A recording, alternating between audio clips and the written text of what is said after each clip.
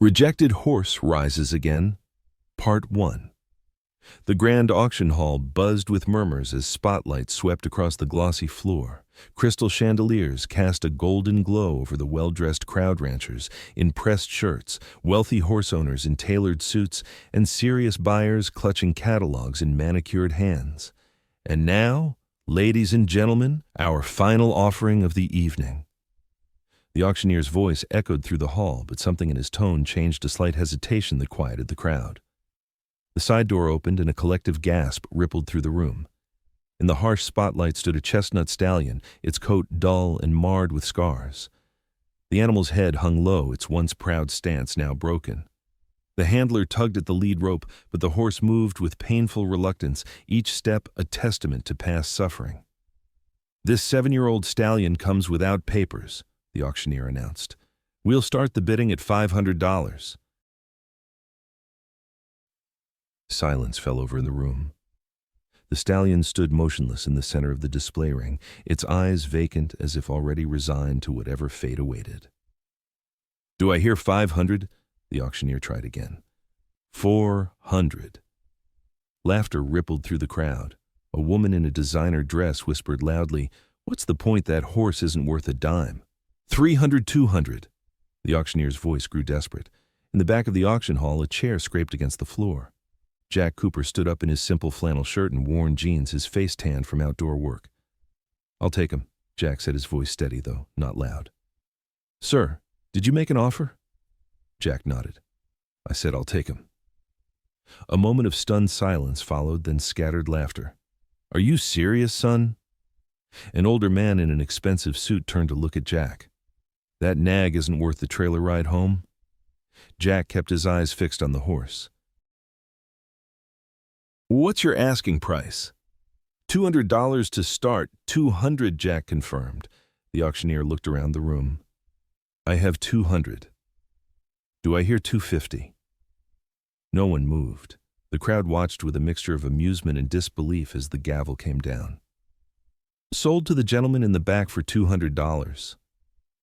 After completing the paperwork, Jack approached the horse. The handler thrust the lead rope into Jack's hands and walked away without a word. Jack slowly crouched down to meet the stallion's gaze. The horse flinched but didn't turn away. Its eyes, though dull, showed a flicker of curiosity at this human who wasn't shouting or yanking at the rope. "Hey there," Jack whispered. "I'm Jack. I know you've had it rough, but that's over now. I promise." To everyone's surprise, the horse's ears twitched forward slightly. For the first time that night, it lifted its head and regarded Jack with what almost looked like interest. "What does he think he's doing?" someone murmured as Jack continued to speak softly to the animal. Jack loosened the too tight halter that had been cutting into the horse's face. "Let's get you out of here," he said, leading the stallion slowly toward the exit. As they stepped outside, the cool Kentucky night air swept over them. Jack paused, giving the animal a moment to breathe before guiding him to the trailer. "I'm calling you Maverick," Jack said, "because that's what you'll be again, a free spirit." The Cooper family farm sat nestled in the rolling hills of central Kentucky, a modest operation compared to the sprawling thoroughbred establishments that dominated the region. The white farmhouse overlooked 30 acres of pasture land divided by wooden fencing. A red barn stood nearby, flanked by a small riding arena and several paddocks. Dawn had barely broken when Jack's truck pulled up the gravel driveway, the trailer rattling behind. Robert Cooper, Jack's father, stepped outside, coffee mug in hand. "That the horse?" he called as Jack parked. Jack nodded. "His name's Maverick." Robert approached the trailer and peered through the slats, his weathered face, lined from decades of outdoor work, creased with concern. "Good Lord, son, what happened to him?" "Don't know the whole story yet," Jack replied, unlatching the trailer. "But I'm going to find out." In the early morning light, Maverick's condition appeared even worse. Ribs protruding through his dull coat, old scars crisscrossing his flanks, and fresh abrasions where ill-fitting tack had rubbed his skin raw. "Your mother's not going to like this," Robert said quietly. The screen door opened as Sarah Cooper stepped onto the porch, tying a robe around her waist. Her gray-streaked hair was pulled into a hasty ponytail. Jack, is that— She stopped, hand flying to her mouth. Oh my heavens. Sarah hurried down the steps, medical instincts overriding her shock. A retired nurse, she approached, slowly assessing the horse with professional detachment. How much did you pay for him? She asked. 200? She circled Maverick carefully. Might have been 190 too much. Mom. I'm just saying what anyone with eyes would say. She softened, touching her son's arm. But I know why you did it. Jack led Maverick toward the barn, his parents following at a respectful distance. Inside, he had prepared a large stall with fresh bedding water and hay. Maverick hesitated at the entrance, his ears flicking nervously. It's okay, Jack soothed. This is home now. Slowly, the stallion stepped inside. Rather than exploring, he moved directly to the far corner and stood facing the wall, his body rigid with tension. He's terrified, Sarah observed. Jack nodded, his throat tight. I know. You've got your work cut out for you, Robert said, placing a hand on his son's shoulder. But if anyone can reach him, it's you. Sarah studied her son's face. What made you choose this one, Jack? There must have been healthier horses at that auction. Jack watched Maverick standing motionless in the corner. There was something in his eyes, behind all that fear. There's still something fighting to survive. So, after his parents left, Jack pulled up a stool just outside Maverick's stall. He didn't try to approach the horse, respecting the animal's need for space. Instead, he simply sat, occasionally speaking in low, gentle tones about nothing in particular, the weather, the farm, his plans for the day. Maverick remained in his corner, but Jack noticed his ears occasionally flicking backward, listening. That night, Jack brought a sleeping bag to the barn and made himself comfortable on a pile of hay bales near Maverick's stall. He pulled out a well-worn copy of The Black Stallion and began to read aloud, his voice a gentle murmur in the darkness. Sometime during the night, Jack dozed off. He awoke at dawn to find Maverick had moved from his corner. The horse now stood facing the stall door, watching Jack with cautious interest. Good morning, Jack said softly. Sleep well. Maverick's ears pricked forward at the sound of his voice. It was progress, small but real. The next 3 days followed a similar pattern. Jack spent every moment he could in the barn, talking quietly, reading, or simply sitting in companionable silence. Maverick continued to refuse grain from the feed bucket. On the 4th morning, Jack entered the stall for the first time, moving slowly and keeping his voice low and steady. Maverick retreated to his corner, eyes wide with alarm. It's just me, Jack said, remaining near the door. I'm not going to hurt you.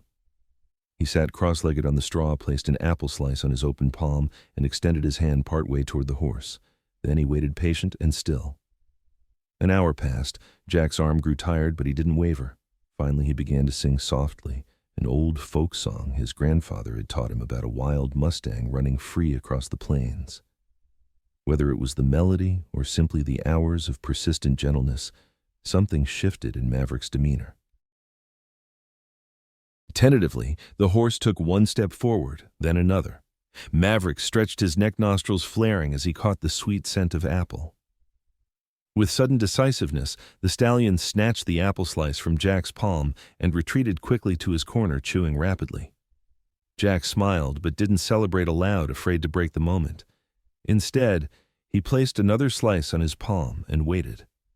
This time, Maverick approached more quickly, though still wary. By the 5th slice, he was standing close enough that Jack could feel his warm breath. That's it, Jack whispered. Nothing to fear here. That night, for the first time since arriving at the Cooper farm, Maverick emptied his feed bucket. Jack sat at the kitchen table, surrounded by books and printouts, a half-empty coffee mug at his elbow. Outside, rain drummed against the windows. He'd been up for hours, researching everything he could find about horses with trauma rehabilitation techniques and psychological recovery in abused animals. Sarah placed a plate of eggs and toast beside him. You need to eat too, she said, glancing at his notes. Find anything useful? Jack rubbed his eyes. Some. There's a technique called pressure and release that might help Maverick understand that people can be predictable. Sarah sat across from him. Jack, honey, I know this means a lot to you, but I'm worried. About Maverick. About you. She reached across to close one of the books. I've seen you like this before, throwing yourself completely into something, not sleeping, barely eating. Jack looked up ready to defend himself, but the concern in his mother's eyes stopped him. I'm fine, Mom. It's different this time. Is it? She asked gently. After what happened with Gallant Spirit, you swore you'd never get involved with horses again. Now suddenly you're back in it, and with a horse in worse shape than... Maverick isn't Gallant Spirit, Jack interrupted, his voice sharper than he intended. He took a breath, moderating his tone. I'm not trying to train him for competition. I just want to give him a chance at a decent life. Sarah squeezed his hand. I know your heart's in the right place. Just don't lose yourself in this, okay? After breakfast, he drove into town to visit Hartman's Feed and Tack. The familiar sense of leather grain and sweet feed enveloped him. Jack Cooper, as I live and breathe, called Ed Hartman from behind the counter. Haven't seen you in here for ages. Hey, Ed, need to pick up a few things. Heard you got yourself a project horse, Ed said, leaning on the counter. Word travels fast. Jack smiled tightly. News to me that my business is so interesting. When the former rising star of Kentucky horse training suddenly buys the sorriest-looking nag at Westfield auction, people talk. Ed's eyes held a mixture of curiosity and concern. They're saying the horse is untrainable, that it's dangerous. They're wrong, Jack said simply. He's just been through hell. As Ed gathered the items, the door chimed. A tall, broad-shouldered man in a Stetson hat entered, followed by two younger men in similar Western attire. Jack recognized him immediately. Mike Dawson, one of the most successful trainers in the county. Cooper, Dawson acknowledged with a curt nod. Heard you were back in the game. Just helping out a horse in need, Mike. Nothing competitive. Dawson gave a skeptical chuckle. That's so. Because I saw that wreck of a horse you bought. Looks more like a glue factory candidate than a rescue project. The two younger men snickered. Jack felt heat rising in his face, but kept his voice level. Every horse deserves a chance. Noble sentiment, Dawson replied, his tone making it clear he thought it was anything but. But some horses are just born bad, or broken beyond repair. You used to know that. Jack gathered his purchases. Thanks, Ed. Put it on my account. Running away from good advice, Cooper, Dawson called. Just like you ran from Harlan's stable when things got tough. Jack paused, a rush of old memories threatening to surface. He took a deep breath, then pushed through the door without looking back. Dr. Sarah Wilson's truck was parked near the barn when Jack returned home. Inside, he found his father standing with the veterinarian beside Maverick's stall. Jack, his father called. I know you wanted to wait, but I was worried. He still hasn't touched his morning feed. He ate last night, Jack protested, then turned to Dr. Wilson. He took apple slices from my hand yesterday. Dr. Wilson offered a small smile. That's a good sign, but your father was right to call me. She gestured toward Maverick. I've just done a preliminary examination. He's severely malnourished and those wounds need treatment. Jack set down his purchases. How bad? I've seen worse, she admitted, but not often. He's about 200 pounds underweight. The scars on his flanks are old, but there are newer abrasions that are at risk of infection. His hooves show signs of neglect, and there may be some tendon damage in his left front leg. Can he recover? Jack asked, the question catching in his throat. Dr. Wilson's expression softened. Physically, with proper care and time, yes. But mentally, that's harder to predict. Horses don't forget trauma easily. Jack moved closer to the stall. Maverick's eyes followed him, alert but guarded. I need to come back tomorrow with my equipment to do a proper workup, Dr. Wilson continued. But for now, I've left some antibiotic ointment for those open wounds and a vitamin supplement to add to his feed if you can get him to eat it. He'll eat, Jack said with quiet confidence.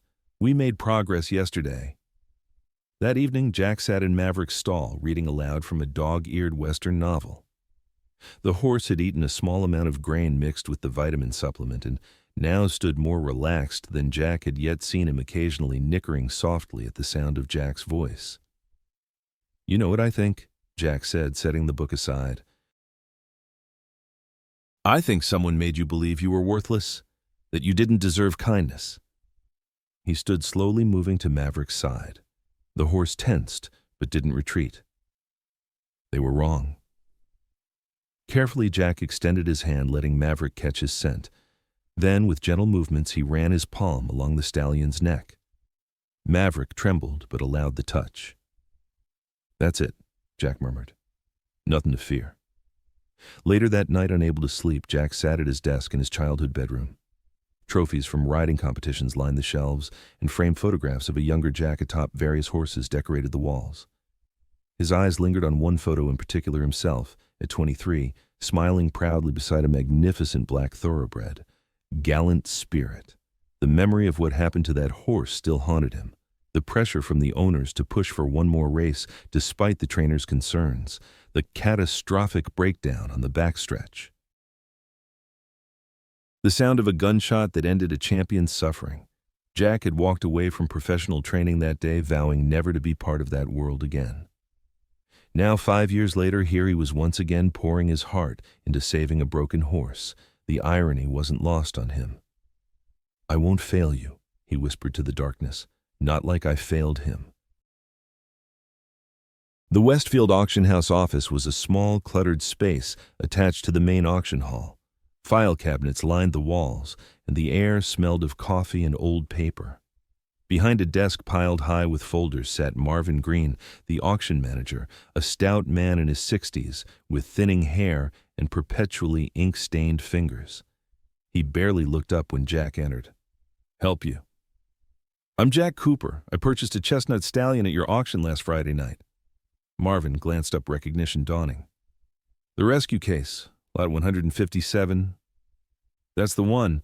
I was hoping to get some information about where he came from." Marvin leaned back in his chair. "Most folks who buy horses here don't come back asking questions, especially about the cheap ones." "I'm not most folks," Jack said evenly. "The horse has been badly mistreated. I'm trying to understand what happened to him." Marvin studied Jack for a moment, then sighed. "Wait here." He heaved himself from his chair and disappeared into a back room. Minutes later, he returned with a thin manila folder. "This is all I've got on that horse," he said, dropping the folder on the desk. "Don't expect much." Jack opened the file. Inside was a basic intake form. Chestnut stallion, estimated 7 years, no papers, consigned by Richard Thornton, River Bend Farm. "Thornton," Jack read aloud. "Do you know him?" Marvin snorted. "Everyone around here knows Rich Thornton. Owns that big endurance racing operation out past Millerville. Got a reputation for producing winners, but—" He trailed off, shaking his head. "But what?" Jack pressed. "Let's just say he's not known for his gentle methods." Marvin tapped the folder. "If that horse came from Thornton's farm looking like he did, I'm not surprised." The drive to River Bend Farm took Jack through some of Kentucky's most beautiful countryside rolling hills, covered with bluegrass white fences enclosing manicured pastures and stately barns that resembled southern mansions. River Bend Farm, when Jack finally located it, stood in stark contrast to its neighbors.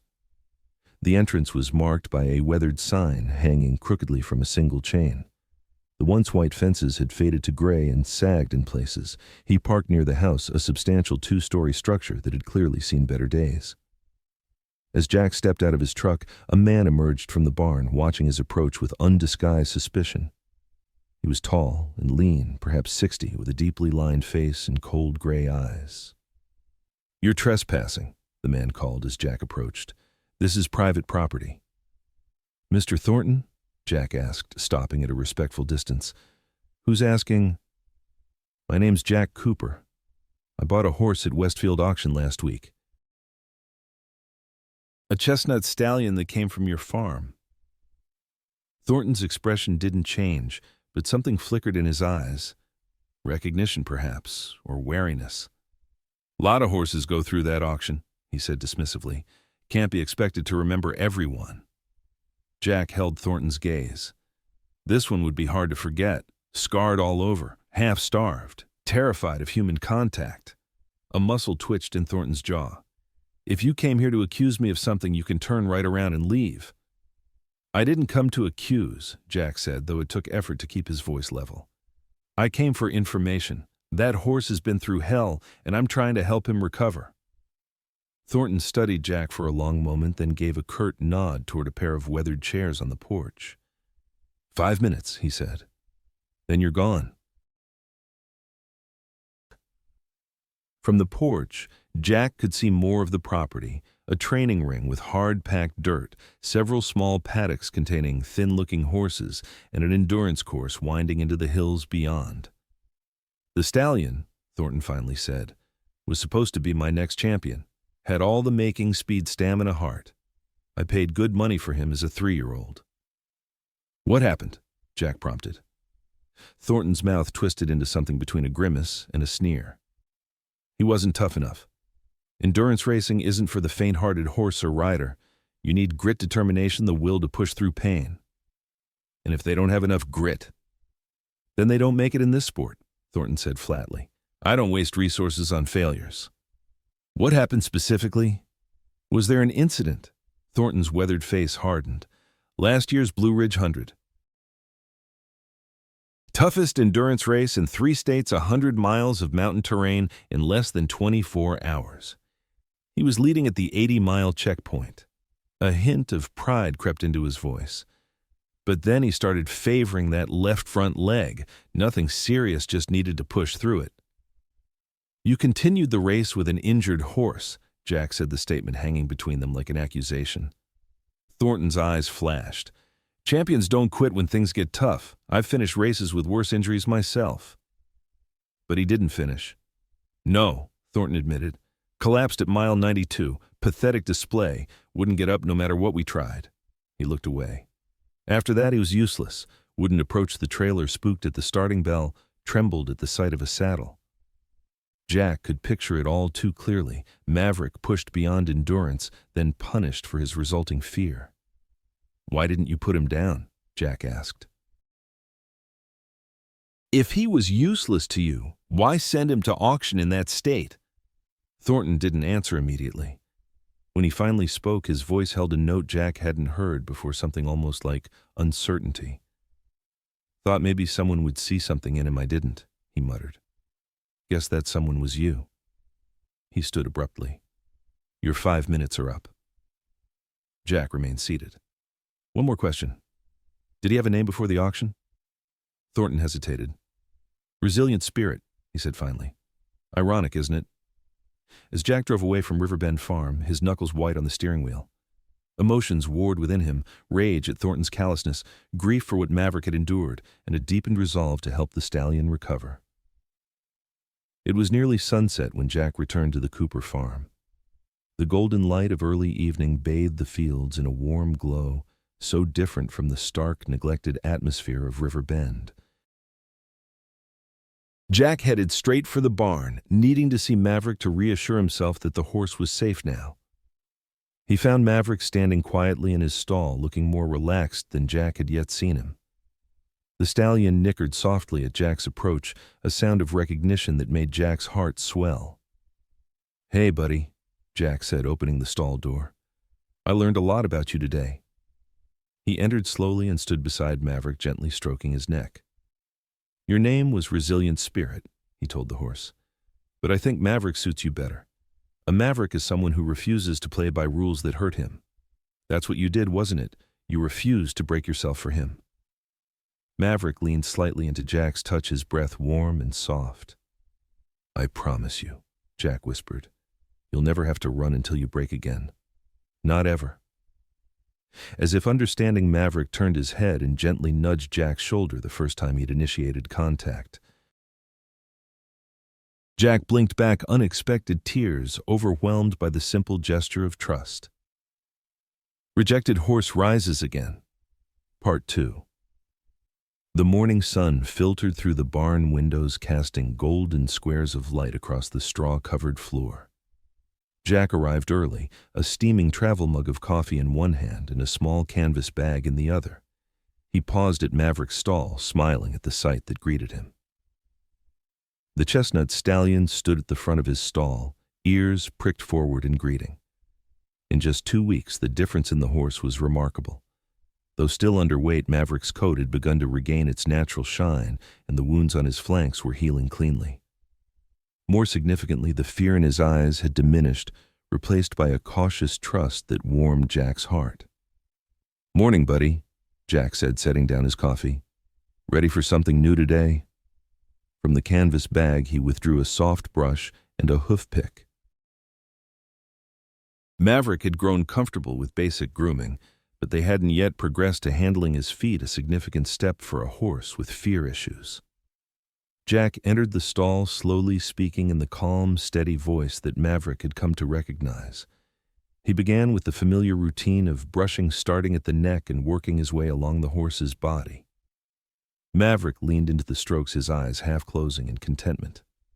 "That's it," Jack murmured, "just like always." When he reached Maverick's left front leg, the one that had given out during that fateful race, Jack paused. This was the moment of truth.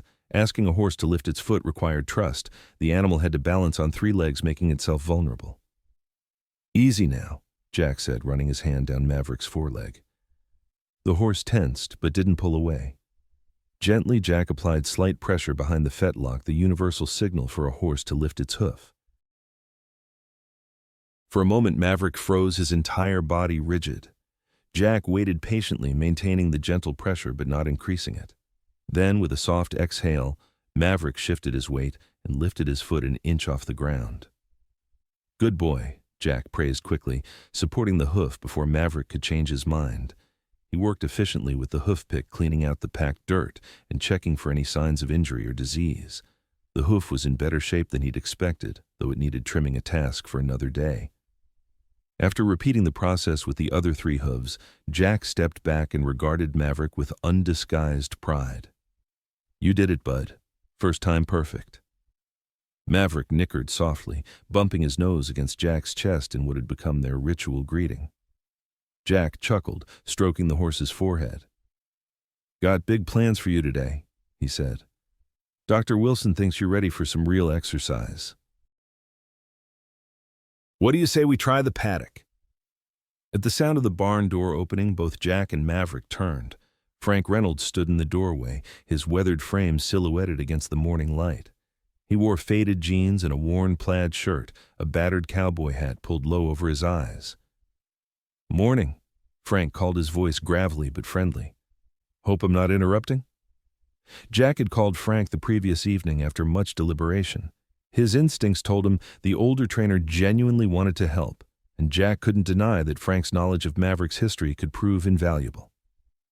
"Right on time," Jack replied, stepping out of the stall. "We were just finishing up." Frank approached slowly, his experienced eye taking in Maverick's improved condition. "He looks better," he said, genuine approval in his tone. "You've done good work with him." Maverick watched Frank warily, ears flicking back and forth, but he didn't retreat to his corner, another sign of progress. "He remembers me," Frank observed. "But he's not panicking. That's promising." Jack nodded.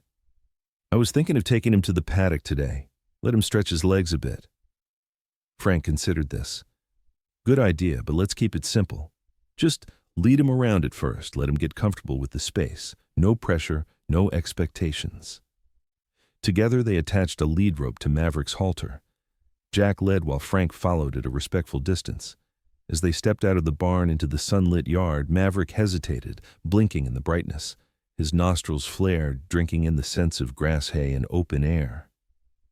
"Give him a moment," Frank advised, when Jack made to encourage Maverick forward. "Let him take it in on his terms." Jack nodded, relaxing the tension on the lead rope. After a few seconds, Maverick stepped forward, willingly following Jack across the yard to the small paddock adjacent to the barn. Once inside the enclosure, Jack unclipped the lead rope, allowing Maverick freedom within the fenced area. The stallion stood motionless for a long moment, as if unsure what was expected of him. "He's forgotten what it's like to just be a horse," Frank said quietly. At Thornton's place, every minute outside a stall meant work, usually painful work.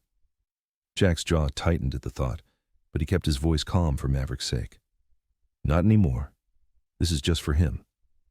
Gradually, Maverick began to explore the paddock, moving in an ever-widening circle. His steps were tentative at first, then more confident. When he reached a patch of lush grass, he lowered his head and began to graze, an ordinary action for a horse, but one that brought a smile to both men's faces. "Look at that," Jack said softly. "A normal horse doing normal horse things." Frank nodded, leaning against the fence. "It's the small victories that matter most in rehabilitation. Every natural behavior he reclaims is a step away from his trauma." As Maverick continued to graze, occasionally lifting his head to survey his surroundings, Jack turned to Frank. "Tell me about him," he said. "About who he was before." Frank's weathered face softened with memory. "He came to River Bend as a 3-year-old with the best natural endurance aptitude I'd seen in 20 years. Not the fastest horse on the short track, but he had this efficiency of movement, like he could go all day without tiring." "How did Thornton get him?" "Bought him from a breeder in Montana who specializes in distance horses. Paid $30,000 for him, which was a bargain even then." Frank shook his head. "First year was good. We trained him right, gradual conditioning, proper nutrition, plenty of rest between workouts. He took to the training like he was born for it." "What changed?" Jack asked, though he suspected he knew the answer. Frank's expression darkened. "Thornton got greedy. Started entering him in bigger races before he was ready. When he placed second in the Tennessee Ridge Classic, Thornton took it as a personal insult. That's when the pushing started." He paused, his gaze fixed on Maverick. "I should have quit then. Knew what was coming. But I told myself I could protect him, moderate Thornton's demands." A bitter smile crossed his face. "Fooled myself." Jack recognized the self-recrimination in Frank's voice. He'd carried a similar burden since Gallant Spirit's breakdown. "You can't blame yourself for Thornton's actions." "Can I?" Frank countered.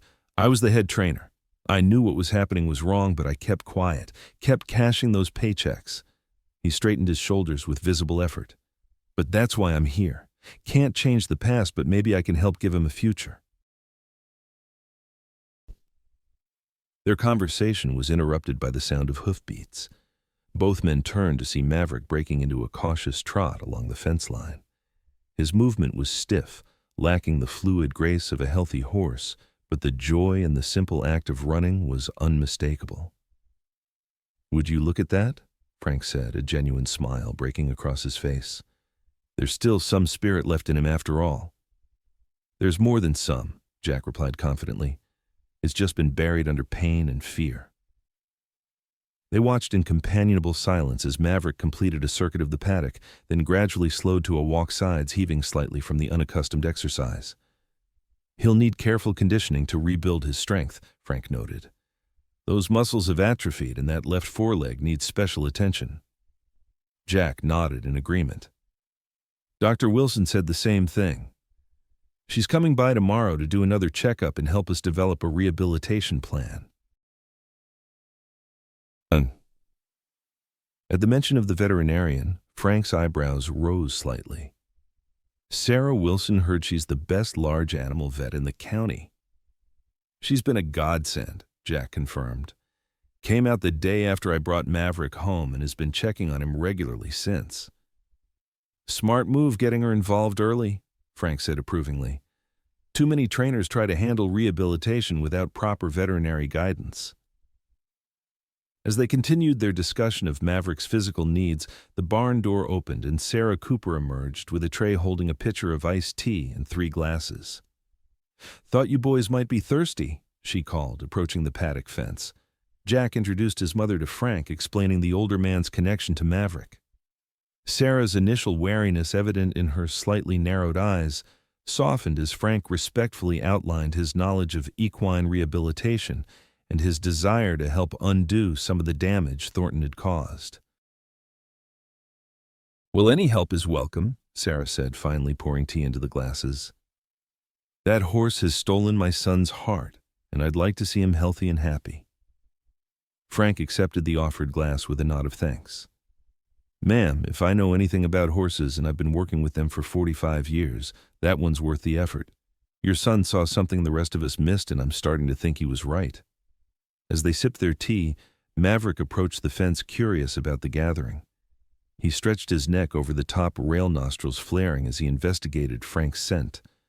After a moment's consideration, he extended his muzzle toward the older man's shoulder, not quite touching, but offering the possibility of contact. Frank remained perfectly still, allowing Maverick to make the choice. When the horse finally nudged his arm gently, a look of profound emotion crossed Frank's weathered face. "Well, I'll be," he said softly. "Didn't expect that." "He's a good judge of character," Sarah observed with the hint of a smile. Later that afternoon, after Frank had departed with plans to return the following day, Jack received an unexpected visitor. Mike Dawson's gleaming black pickup truck pulled into the driveway, dust billowing behind it. Jack was in the barn preparing Maverick's evening feed when he heard the truck door slam. Setting down the feed scoop, he stepped outside, curiosity and wariness mingling in equal measure. Dawson approached with his characteristic swagger, expensive boots kicking up little puffs of dust from the dry earth. His customary Stetson hat shaded his face, but Jack could see the smirk playing around his lips. "Cooper," Dawson greeted him. "Thought I'd stop by and see this miracle horse of yours." "What can I help you with, Mike?" Jack asked evenly, not bothering to hide his suspicion. Dawson chuckled. "Just curious, that's all." "Word's getting around that you've got old Frank Reynolds helping you with Thornton's reject. Strange bedfellows, don't you think?" Jack's eyes narrowed. "Frank knows Maverick. His help is valuable." "Maverick," Dawson repeated, amusement coloring his tone. "Cute name for a broken-down nag." "Did you come here just to insult my horse, or was there something else?" Jack asked, his patience wearing thin. Dawson's expression shifted, becoming more serious. "Actually, I came with information I thought you might find interesting." He glanced toward the barn. "Thornton's been asking around about you. And about his horse." This caught Jack's attention. Why would he care? He threw Maverick away. "That's the funny thing about Richard Thornton," Dawson said, leaning against the fence post. "He doesn't like losing things on anyone's terms but his own. Word is he's annoyed that the horse he discarded is showing signs of recovery." A calculated pause. "And he's particularly interested in Frank's involvement." Jack processed this information, a cold knot forming in his stomach. "Are you saying Thornton might try to interfere?" Dawson shrugged. "I'm just passing along what I heard. Thornton's got a reputation for holding grudges, especially against former employees who cross him." His gaze sharpened. "And Frank Reynolds didn't just quit. He left with some choice words about Thornton's training methods. Very public, very embarrassing."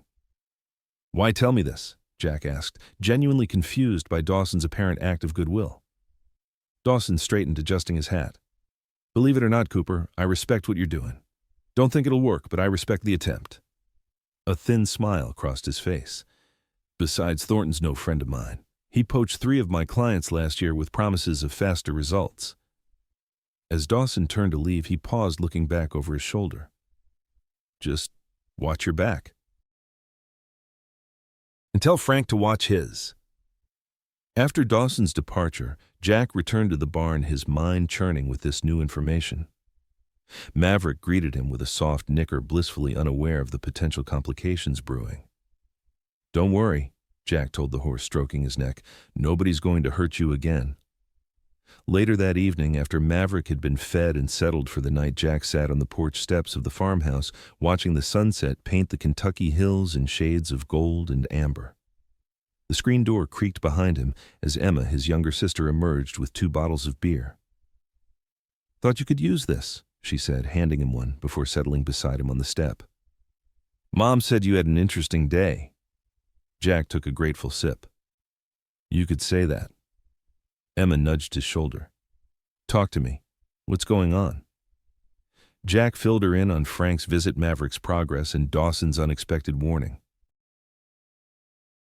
Emma listened attentively, her brow furrowing as he described Thornton's apparent interest. "Do you think he'd really try to take Maverick back?" she asked when he'd finished. Jack shook his head. "Legally he can't. I have the bill of sale, but he could make things difficult in other ways. Like pressuring Frank to back off, or spreading rumors about the horse being dangerous to devalue him." Jack sighed, running a hand through his hair. Not that I'm planning to sell Maverick, but Thornton has connections in the horse world that could impact his future. Emma was silent for a moment, contemplating the purpling twilight sky. You know, she said finally, in all the time since Gallant Spirit, I've never seen you like this. Like what? Jack asked. Passionate, engaged, like you found your purpose again? She turned to look at him directly. It's good to see even with the complications. Jack hadn't thought of it that way. The past weeks had been so focused on Maverick's needs that he'd barely considered how the experience was affecting him. But Emma was right. For the first time in 5 years, the hollow feeling in his chest had begun to fill with something that felt remarkably like hope. It's different this time, he said slowly. With Gallant Spirit, everything was about performance, about winning. With Maverick, he searched for the words, it's about healing, both of us, I think. Emma smiled, clinking her bottle against his. To second chances, then. To second chances, Jack echoed the simple toast, carrying more weight than either of them acknowledged. The following morning dawned clear and cool, a perfect Kentucky spring day. Dr. Sarah Wilson arrived early, her truck loaded with equipment for Maverick's comprehensive examination.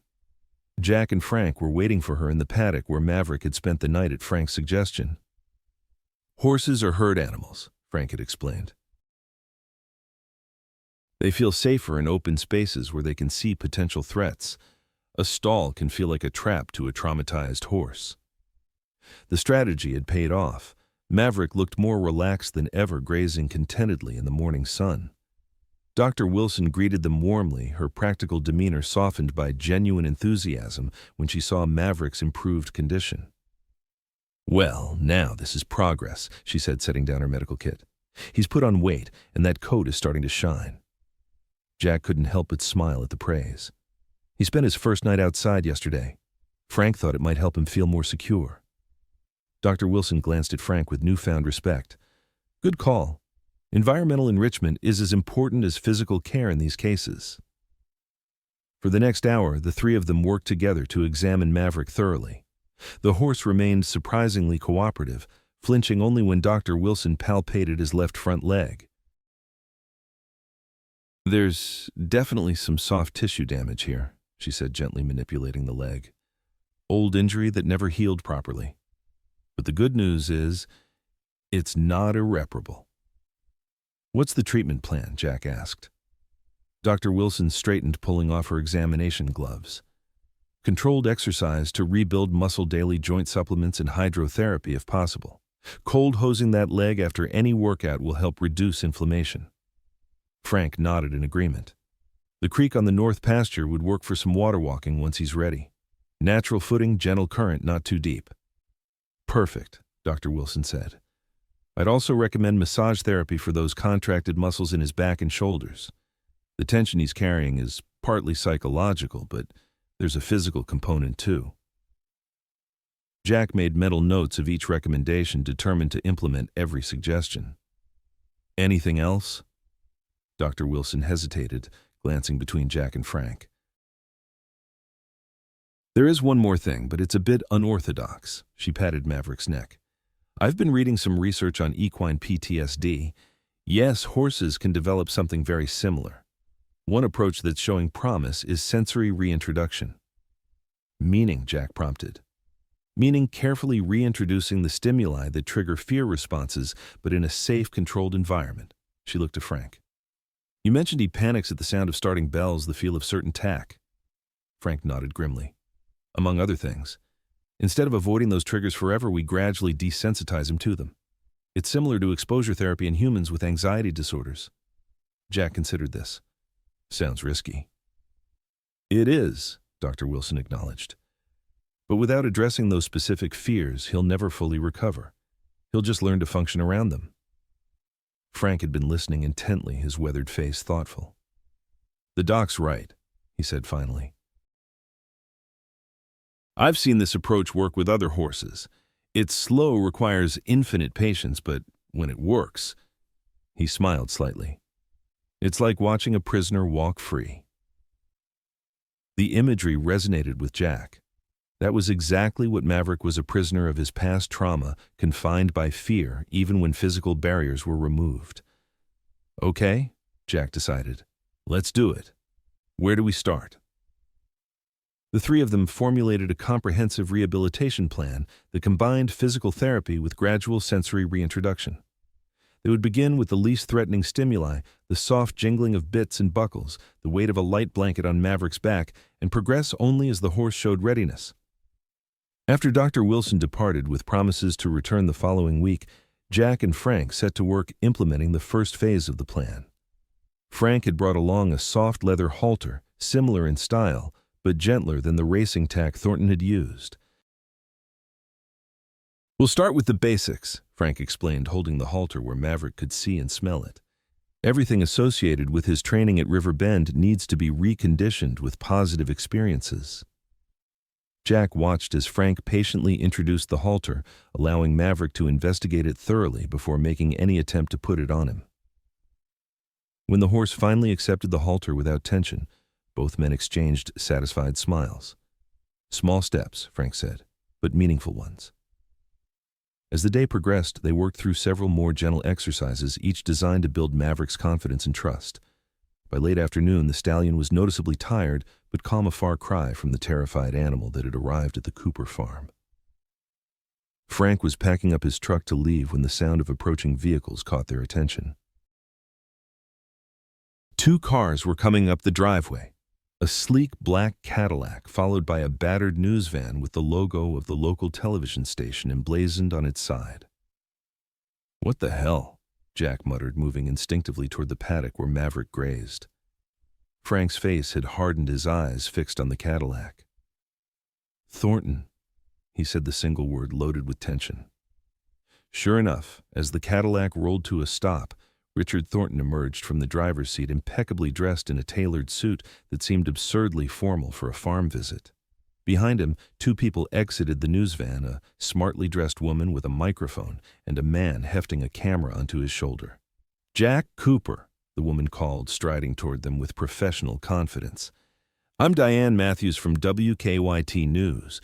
We're doing a story on horse rehabilitation and rescue. Mr. Thornton here tells us you've got quite the success story." Jack exchanged a bewildered glance with Frank.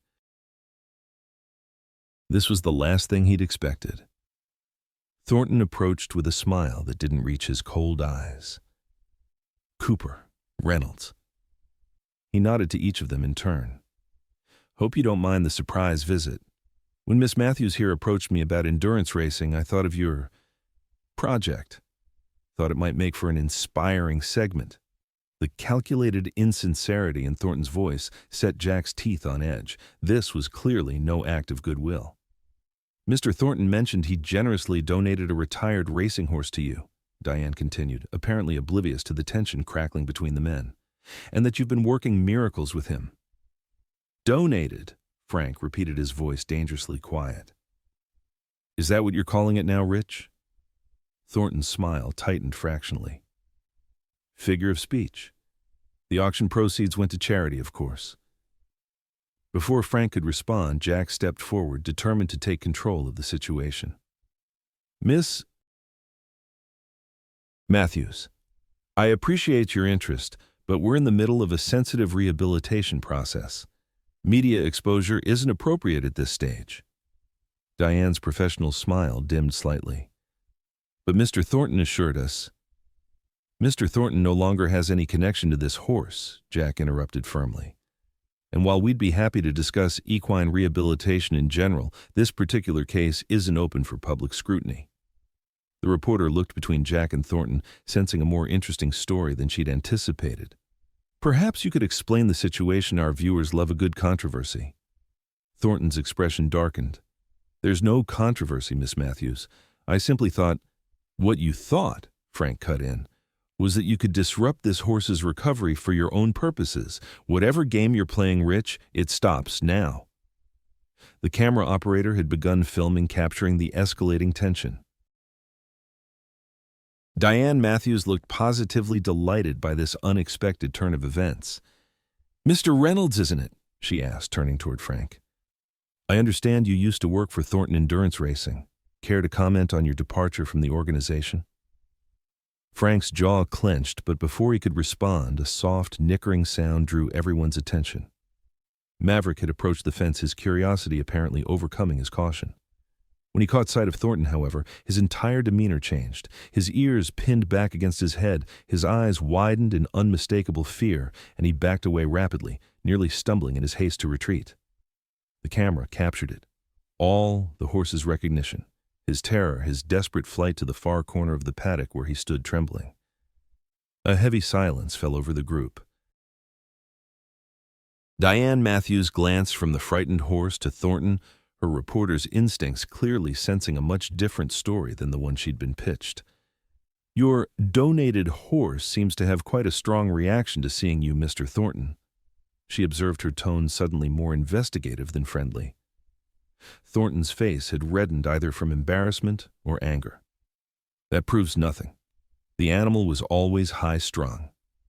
"High-strung," Frank repeated incredulously. "Is that what you call it when a horse is driven to physical and mental collapse?" The camera swung toward Frank, who stood his ground, years of pent-up frustration finally finding an outlet.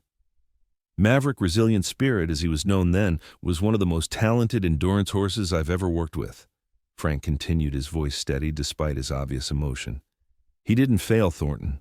Thornton failed him, pushing him beyond any reasonable limit and then discarding him when he broke down." Diane Matthews' eyes widened at this unexpected windfall of controversy. She turned back to Thornton. "Mr. Thornton, would you care to respond to these allegations?" Thornton's composed facade was crumbling rapidly. "Reynolds is a disgruntled ex-employee with an axe to grind. His accusations are baseless and potentially libelous. Then you deny that the horse was injured during the Blue Ridge 100 while under your ownership," Diane pressed. "Many horses sustain minor injuries during competition," Thornton replied stiffly. "It's part of the sport." Jack had heard enough. While the others argued, he had moved to Maverick's side, speaking softly to the trembling horse. Now, he returned to the group, cold determination in his eyes. "Miss Matthews, if you're interested in a story about horse rescue and rehabilitation, I'd be happy to provide you with contacts at legitimate equine rescue organizations," he said firmly. "But this impromptu confrontation ends now. You're on private property, and I'm asking you all to leave." Diane seemed torn between pursuing the unexpected controversy and respecting Jack's request. Professionalism won out, albeit reluctantly. "Of course, Mr. Cooper, we appreciate your time." She handed him a business card. "If you change your mind about sharing Maverick's story, please call me." As the news crew packed up their equipment, Thornton lingered, his cold gaze fixed on Frank. "You'll regret this, Reynolds," he said quietly, voice pitched for Frank's ears alone. "Retirement won't be peaceful for you." Frank met his former employer's stare without flinching. "Nothing you can do to me will compare to what you've already done to yourself, Rich. Now get off this property before I forget my manners entirely." After the unwelcome visitors had departed, Jack and Frank stood in silence for a long moment, processing what had just happened. "Well," Jack said finally, "I guess we know why Dawson said Thornton was asking questions." Frank nodded grimly. "He was planning this ambush, probably hoped to catch the horse looking pathetic for the cameras, make himself look generous by comparison." He shook his head. "Backfired spectacularly, though." Jack wasn't so sure. "Maybe, but now he's angry. And Thornton seems like the type to hold a grudge." "Oh, he is," Frank confirmed. "Trust me on that." They turned their attention back to Maverick, who remained in the far corner of the paddock, still visibly unsettled by Thornton's appearance. "This sets us back," Jack said with a sigh. "He was doing so well." Frank considered the trembling horse thoughtfully. "Maybe not as much as you think. Yeah, he's scared, but he didn't completely fall apart. A month ago, that encounter might have triggered a dangerous panic response." He glanced at Jack. "He's stronger than he looks, like someone else I know." Jack managed a small smile at the unexpected compliment. "Let's hope so, because I have a feeling our road just got more complicated." As the sun began to set, casting long shadows across the paddock, Jack and Frank worked together to calm Maverick. They moved slowly around him, not approaching directly but creating a peaceful presence that gradually soothed his agitation. "Good boy," Jack murmured as Maverick finally lowered his head and blew out a long breath, a sign of relaxation in horses. "That's it." Frank watched the interaction with quiet approval.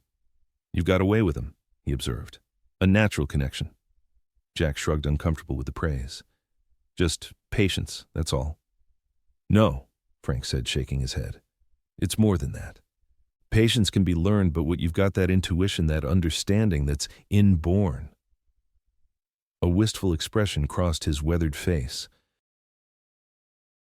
"I've worked with horses for over 40 years, and I still can't do what you do naturally." Before Jack could formulate a response, the sound of a truck engine caught their attention. Dr. Wilson's white pickup was returning, moving quickly up the driveway. "Wasn't expecting her back today," Jack said, puzzled. Dr. Wilson parked hastily and hurried toward them, concern evident in her brisk stride. "I passed a news van on the road," she said without preamble. "What happened?" Jack gave her a condensed version of Thornton's unwelcome visit, while Frank continued to monitor Maverick. Dr. Wilson's expression darkened as she listened. "That man," she said when Jack had finished. "I've treated too many horses that came from his program. Always the same pattern of injuries, excessive strain, inadequate recovery time." "You never reported him?" Jack asked. She sighed. "Tried once early in my practice. But without concrete evidence of willful abuse, there wasn't much the authorities could do. Pushing a horse hard isn't illegal, just unethical." Her gaze shifted to Maverick. "How's he doing?" "Shaken," Jack admitted. "But coming around. Frank thinks it might not be as big a setback as I feared." Dr. Wilson nodded thoughtfully. "Frank's probably right. In a way, this could be viewed as an unexpected step in the exposure therapy we discussed. Maverick saw Thornton, but in a safe environment with you present. He was scared, but survived the encounter." It was a perspective Jack hadn't considered. "So this could actually help in the long run." "Possibly," Dr. Wilson conceded. "Though I wouldn't have chosen to introduce such an intense trigger so early in the process." As they continued their discussion, Maverick cautiously approached the fence drawn by Dr. Wilson's familiar voice. When he reached them, he extended his muzzle toward Jack's pocket where an apple slice was often hidden. Jack laughed, the sound releasing some of the day's tension. Okay. I see your priorities." He produced the treat, which Maverick accepted with surprising delicacy. Dr. Wilson smiled at the exchange. "Food motivation is a good sign. Traumatized animals often lose their appetite." "He's come a long way," Frank agreed, "but we've still got a mountain to climb." They spent the next half hour discussing adjustments to Maverick's rehabilitation plan in light of the day's events. Dr. Wilson suggested incorporating more confidence-building exercises, while Frank emphasized the importance of maintaining a consistent routine to provide security. As darkness fell, Jack led Maverick back to his stall in the barn. Though the horse had been doing well in the paddock after today's stress, they all agreed the familiar enclosure might be comforting. After securing Maverick for the night with fresh water and hay, Jack walked Dr. Wilson and Frank to their vehicles. "Same time tomorrow?" he asked Frank. The older man nodded. "I'll be here. And Jack?" He hesitated, uncharacteristically uncertain. "I'm sorry about today. Thornton coming here, that was because of me, my history with him." Jack shook his head firmly. "You don't owe me any apologies, Frank. If anything, I should thank you for standing up to him." After they'd departed, Jack returned to the barn for one final check on Maverick. The stallion was munching contentedly on his hay, seemingly recovered from the day's excitement. "Good night, buddy," Jack said softly, running a hand along the horse's neck. "Tomorrow's a new day."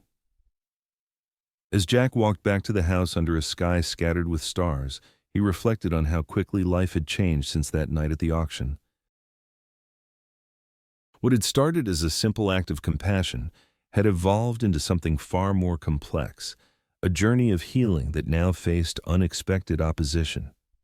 But despite the complications, Jack felt a sense of purpose, stronger than anything he'd experienced since walking away from professional training 5 years ago. Maverick needed him, and in a way he was only beginning to understand he needed Maverick too. "We're going to make it," he murmured to the night sky. "Both of us." Rejected Horse rises again. Part 3.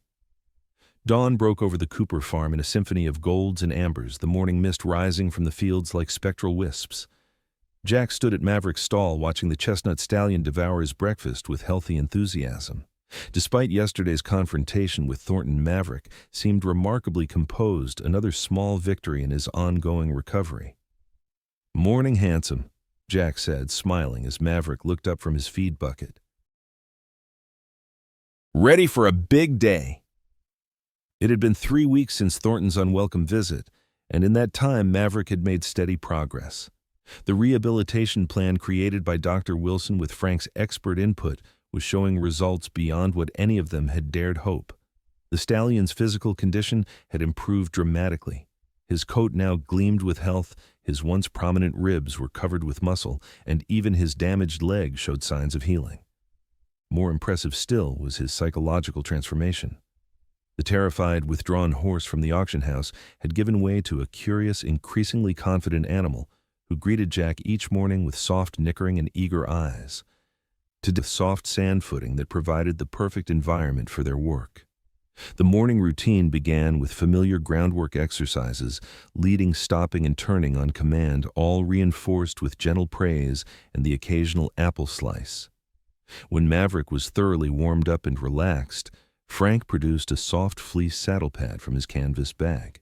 It was deliberately different from the racing tack Maverick would associate with pain. This one was forest green rather than the traditional white and made of plush material that would feel gentle against his back. "Remember," Frank cautioned, "we move at his pace, not ours. If he shows signs of distress, we back off immediately." Jack nodded, taking the pad. They had prepared for this moment with weeks of desensitization, brushing Maverick's back with increasing pressure, draping light towels across his withers, and gradually introducing the scent of leather and fleece. "Hey, buddy," Jack said softly, approaching Maverick with the pad visible in his hands. "Look what I've got. Nothing scary here." Maverick eyed the saddle pad ears, flicking forward with interest rather than pinning back in fear. Jack allowed him to sniff the pad, thoroughly familiarizing himself with its scent and texture. When Maverick seemed comfortable, Jack raised the pad slowly toward his back. This was the critical moment. At Riverbend Farm, the act of saddling had often preceded painful forced exercise or harsh training methods. If any object were to trigger Maverick's trauma responses, this would be it. Maverick tensed as the pad hovered above his back, his muscles twitching beneath his gleaming coat. But he didn't shy away or panic. "Easy," Jack murmured, his voice a soothing constant. "You're safe. Always safe with me."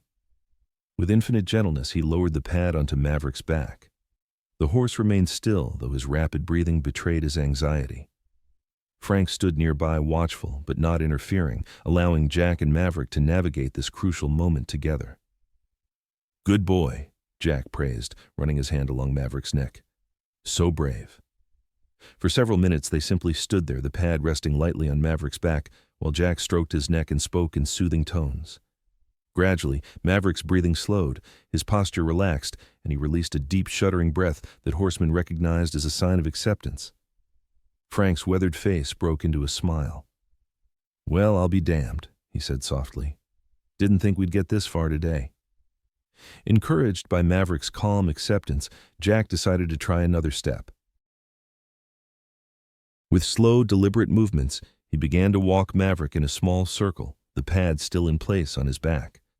The stallion followed willingly, showing no signs of distress at the unfamiliar sensation of the pad shifting slightly with his movement. "Look at him," Jack said, unable to keep the pride from his voice, "acting like it's the most natural thing in the world." "He trusts you," Frank observed. "That's what makes the difference. He knows you won't ask anything of him that would cause harm." After a few more minutes of walking, Jack removed the pad, ending the session on a positive note. Maverick received lavish praise and a handful of small treats, reinforcing the experience as something positive rather than threatening.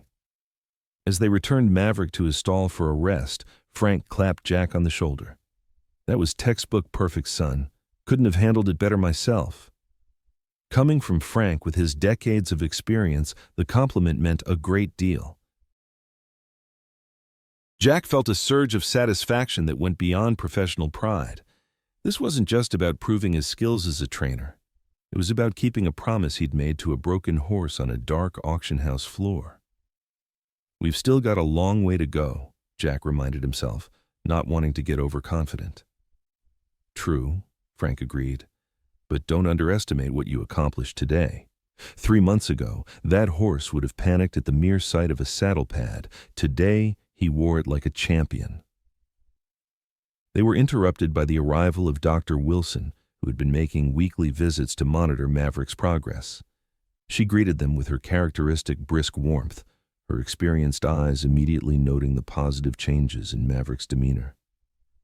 "Someone's looking happy today," she remarked, approaching the stall where Maverick now dozed peacefully in the late morning sun. "Successful session." Jack filled her in on the morning's achievement with the saddle pad. Dr. Wilson listened attentively, nodding her approval. "That's significant progress," she confirmed. "His stress indicators are way down from when I first examined him. Heart rate, normal respiration, easy, no excessive sweating." She smiled at Jack. "Whatever you're doing, it's working." "It's a team effort," Jack replied, glancing at Frank. "Couldn't have done it without Frank's guidance." Dr. Wilson's examination confirmed what they'd observed. Maverick was thriving under their care. His weight had stabilized at a healthy level. His coat gleamed with vitality, and even his damaged leg showed remarkable improvement. "I think we can start introducing some light groundwork for that left foreleg," she suggested after completing her assessment. "Nothing strenuous, but some targeted exercises to strengthen the supporting muscles." Frank nodded thoughtfully. "The creek work we discussed might be good for that. Water provides resistance without impact." "Exactly what I was thinking, Doctor." Wilson agreed. "Start with just 5 minutes and gradually increase as he builds strength." As they continued discussing Maverick's physical rehabilitation, Emma appeared at the barn entrance waving a newspaper. Her expression was troubled, immediately putting Jack on alert. "Have you seen this?" she asked, handing him the local paper, the Millerville Chronicle. Jack unfolded the paper, Frank and Dr. Wilson moving to read over his shoulder. The headline on page 3 made his stomach clench. "Controversial horse trainer alleges animal theft and mistreatment." Beneath the headline was a photograph of Richard Thornton standing beside a gleaming trophy, looking every inch the successful horseman. The article quoted him extensively, claiming that his valuable endurance prospect had been acquired under dubious circumstances and was now being subjected to experimental rehabilitation techniques by unqualified handlers. Though the article didn't name Jack or Maverick directly, likely due to legal caution, the implications were clear to anyone familiar with the situation. That lying son of a Frank began, his face flushing with anger. "Easy," Dr. Wilson cautioned, though her own expression was grim. "This is exactly what he wants to provoke a reaction." Jack read through the article again, his initial shock giving way to cold anger. Thornton had cleverly crafted his allegations to avoid outright libel while still casting doubt on Maverick's rehabilitation. He'd even managed to imply that Frank's involvement was some kind of vendetta against his former employer rather than genuine concern for the horse's welfare. "What do we do?" Emma asked, her brow furrowed with worry. "People in town are already talking." Jack folded the newspaper deliberately, his mind working through the implications. "We stick to our plan," he said finally. "Thornton wants to derail Maverick's progress to prove he was right about him being untrainable. We're not going to let that happen." "The best response is success," Dr. Wilson agreed. "Results speak louder than allegations in a small-town newspaper." Frank had been uncharacteristically quiet, his weathered face set in hard lines. "Thornton won't stop with one article," he warned. "I know how he operates. This is just the opening move." Jack suspected Frank was right. Thornton's wounded pride wouldn't be satisfied with a single shot across the bow. But what could his endgame possibly be? He had discarded Maverick as worthless. Why this sudden interest in the horse's fate? The answer came later that afternoon when Mike Dawson's black pickup rolled up the driveway for the second time that month. The trainer's expression was serious as he approached Jack and Frank, who were preparing for Maverick's afternoon session. "Figured you'd have seen the article by now," Dawson said without preamble. "But there's more you should know." Jack gestured toward the porch. "Let's talk inside." Once seated at the kitchen table with coffee mugs in hand, Dawson revealed what he'd learned from his connections in the endurance racing community. Thornton's newest prospect, a gray gelding he was bragging about last month, broke down during training. Severe tendon injury, career ending. Dawson sipped his coffee. "He's telling sponsors it's a temporary setback, but word is he's desperate for a replacement before the Blue Ridge qualifying season starts." Frank's eyes narrowed, and suddenly he remembers Maverick exists. "Bingo," Dawson confirmed. "I've heard he's been showing that newspaper article to potential investors, claiming he's going to rescue his champion from incompetent handling and put him back on the circuit." Jack felt a chill despite the summer warmth. He can't take Maverick back. "I have legal ownership." "Legally, you're in the clear," Dawson agreed. "But Thornton has ways of making things difficult. Sponsors, venue owners, transport companies. He's got connections throughout the industry. He can't force you to sell, but he can make Maverick's future challenging if he puts his mind to it." The implications were troubling. Jack had been focused on Maverick's rehabilitation, not his long-term future in the equestrian world. But eventually, Maverick would need more than the Cooper farm could offer. Perhaps a career in a discipline better suited to his temperament, or even a role in therapeutic riding once he was fully recovered. "Why are you telling us this?" Frank asked Dawson, suspicion evident in his tone. "You and Thornton run in the same circles." Dawson's expression hardened. "We compete in the same events doesn't mean we're friends. Besides," he hesitated, an unusual display of uncertainty from the typically confident trainer. "I've been watching what you're doing with that horse. It's good work. Old-school horsemanship, the kind that's disappearing with all these quick-fix trainers." Jack studied Dawson with new interest. The man's reputation was built on winning at all costs, but perhaps there was more depth to him than Jack had given him credit for. "What would you suggest?" Jack asked. Dawson considered the question. "Document everything. Every step of Maverick's recovery, every veterinary visit, every milestone. Build a case that proves your methods are working."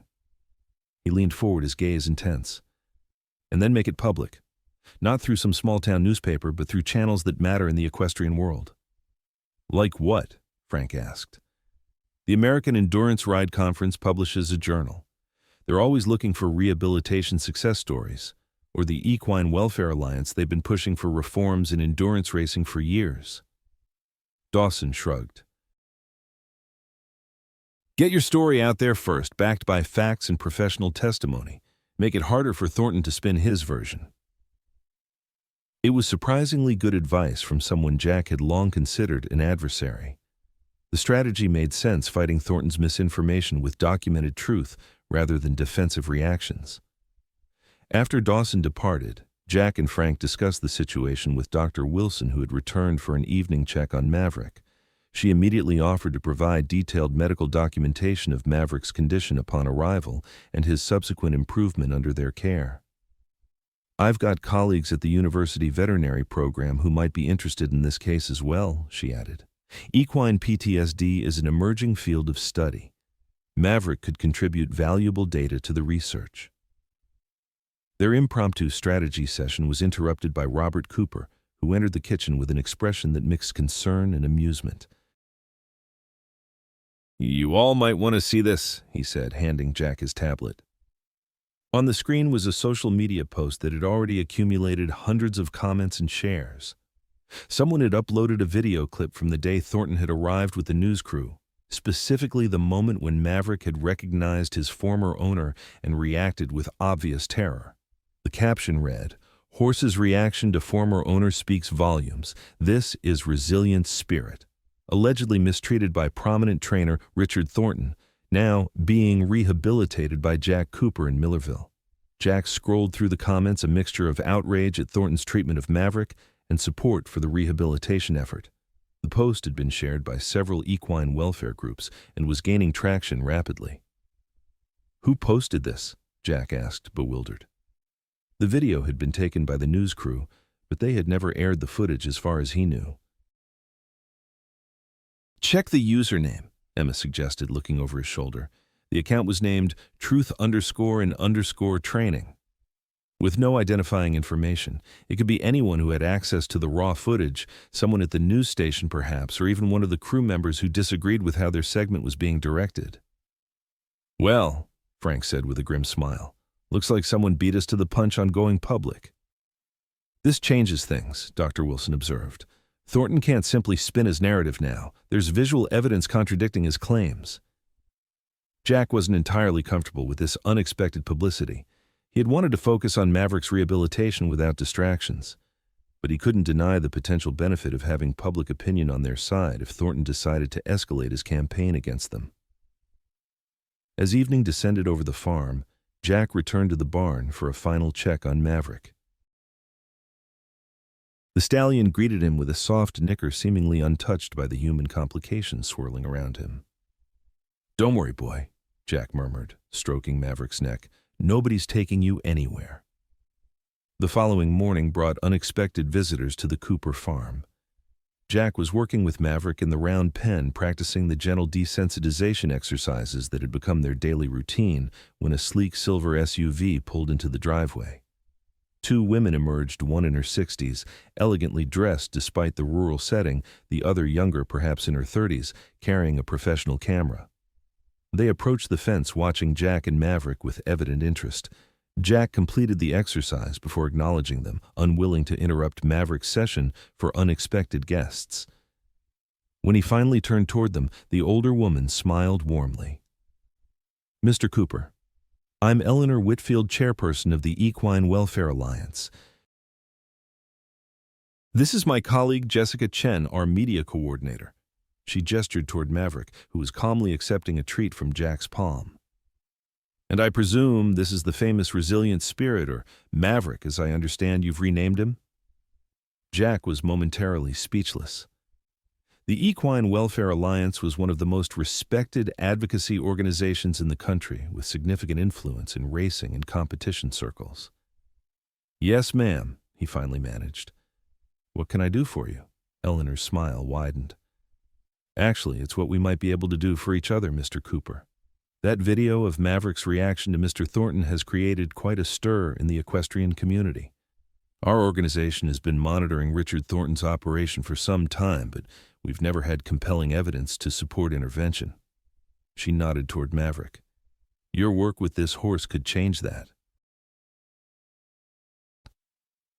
Jack led Maverick back to his stall, then joined the women on the porch where Sarah Cooper had set out iced tea and cookies.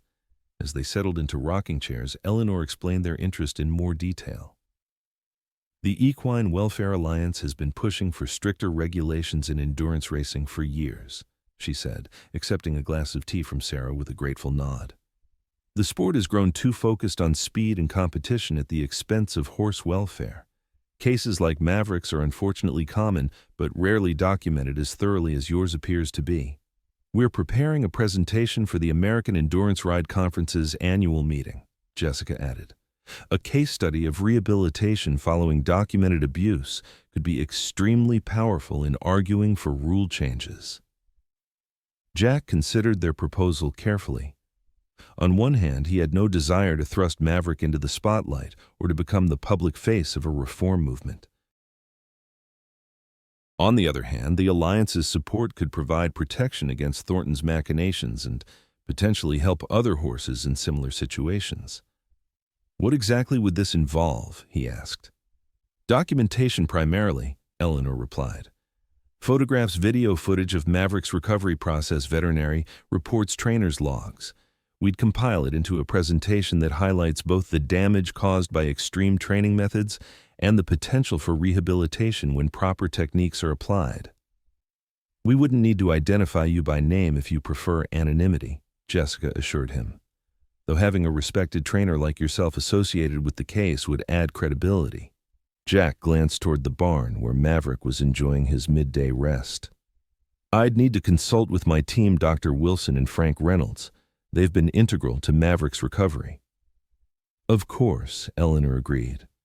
We'd want their input as well, particularly Dr. Wilson's medical assessments. She hesitated, then added, There's something else you should know, Mr. Cooper. Richard Thornton is scheduled to speak at the conference, a presentation on progressive training techniques for endurance horses. Her expression made it clear what she thought of Thornton's methods. Your case study would provide a powerful counterpoint. The information was surprising, but not shocking. Thornton had always been skilled at presenting himself as an innovator in the sport, regardless of the actual impact of his methods on the horses in his care. I'll need some time to think about this, Jack said finally, and to discuss it with the others. Eleanor nodded, rising from her chair. Of course. We'll be in town for a few days, meeting with other local trainers and advocates. Perhaps we could return the day after tomorrow for your decision. After the women departed, Jack called an impromptu meeting with Frank and Dr. Wilson, who arrived within the hour.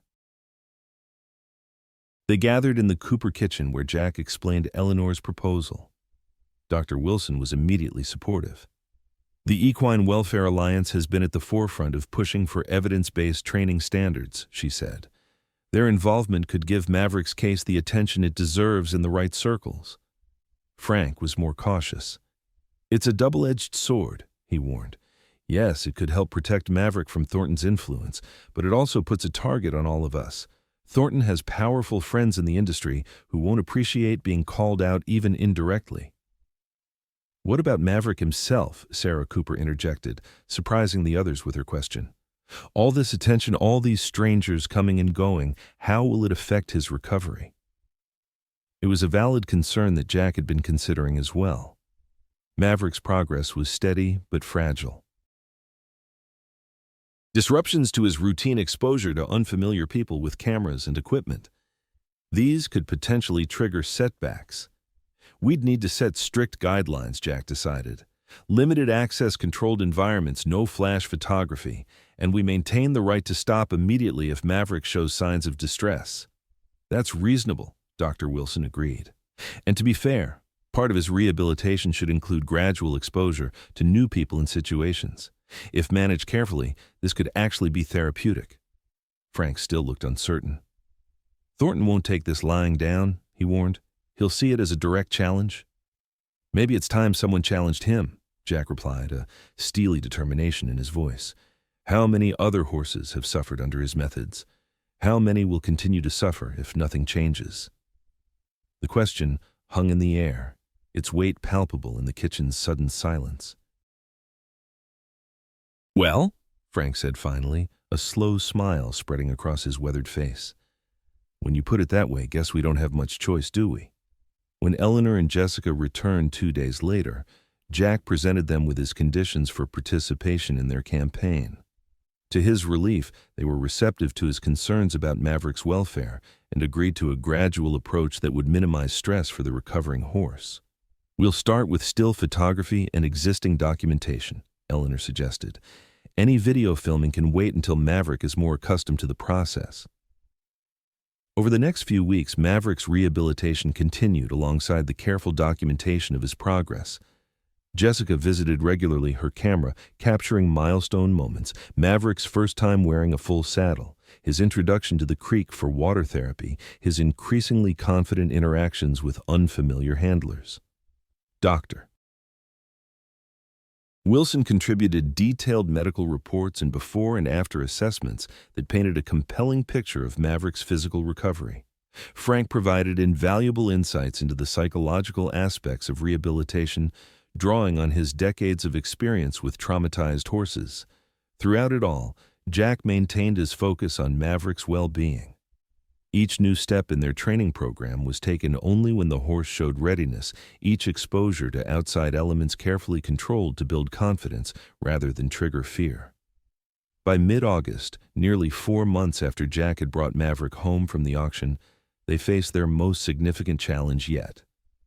Eleanor had suggested that documenting Maverick's reaction to a training track, a controlled environment, similar to where he had experienced trauma, would powerfully demonstrate both the lasting impact of abuse and the potential for recovery. "We don't need him to run or even wear racing tack," she assured Jack. "Just seeing how he responds to the environment with you beside him offering support would be compelling footage for our presentation." Jack was hesitant. They had made remarkable progress with desensitization in familiar environments, but introducing Maverick to a setting so closely associated with his past suffering was risky. "I won't put him through that unless I'm convinced he's ready," Jack insisted.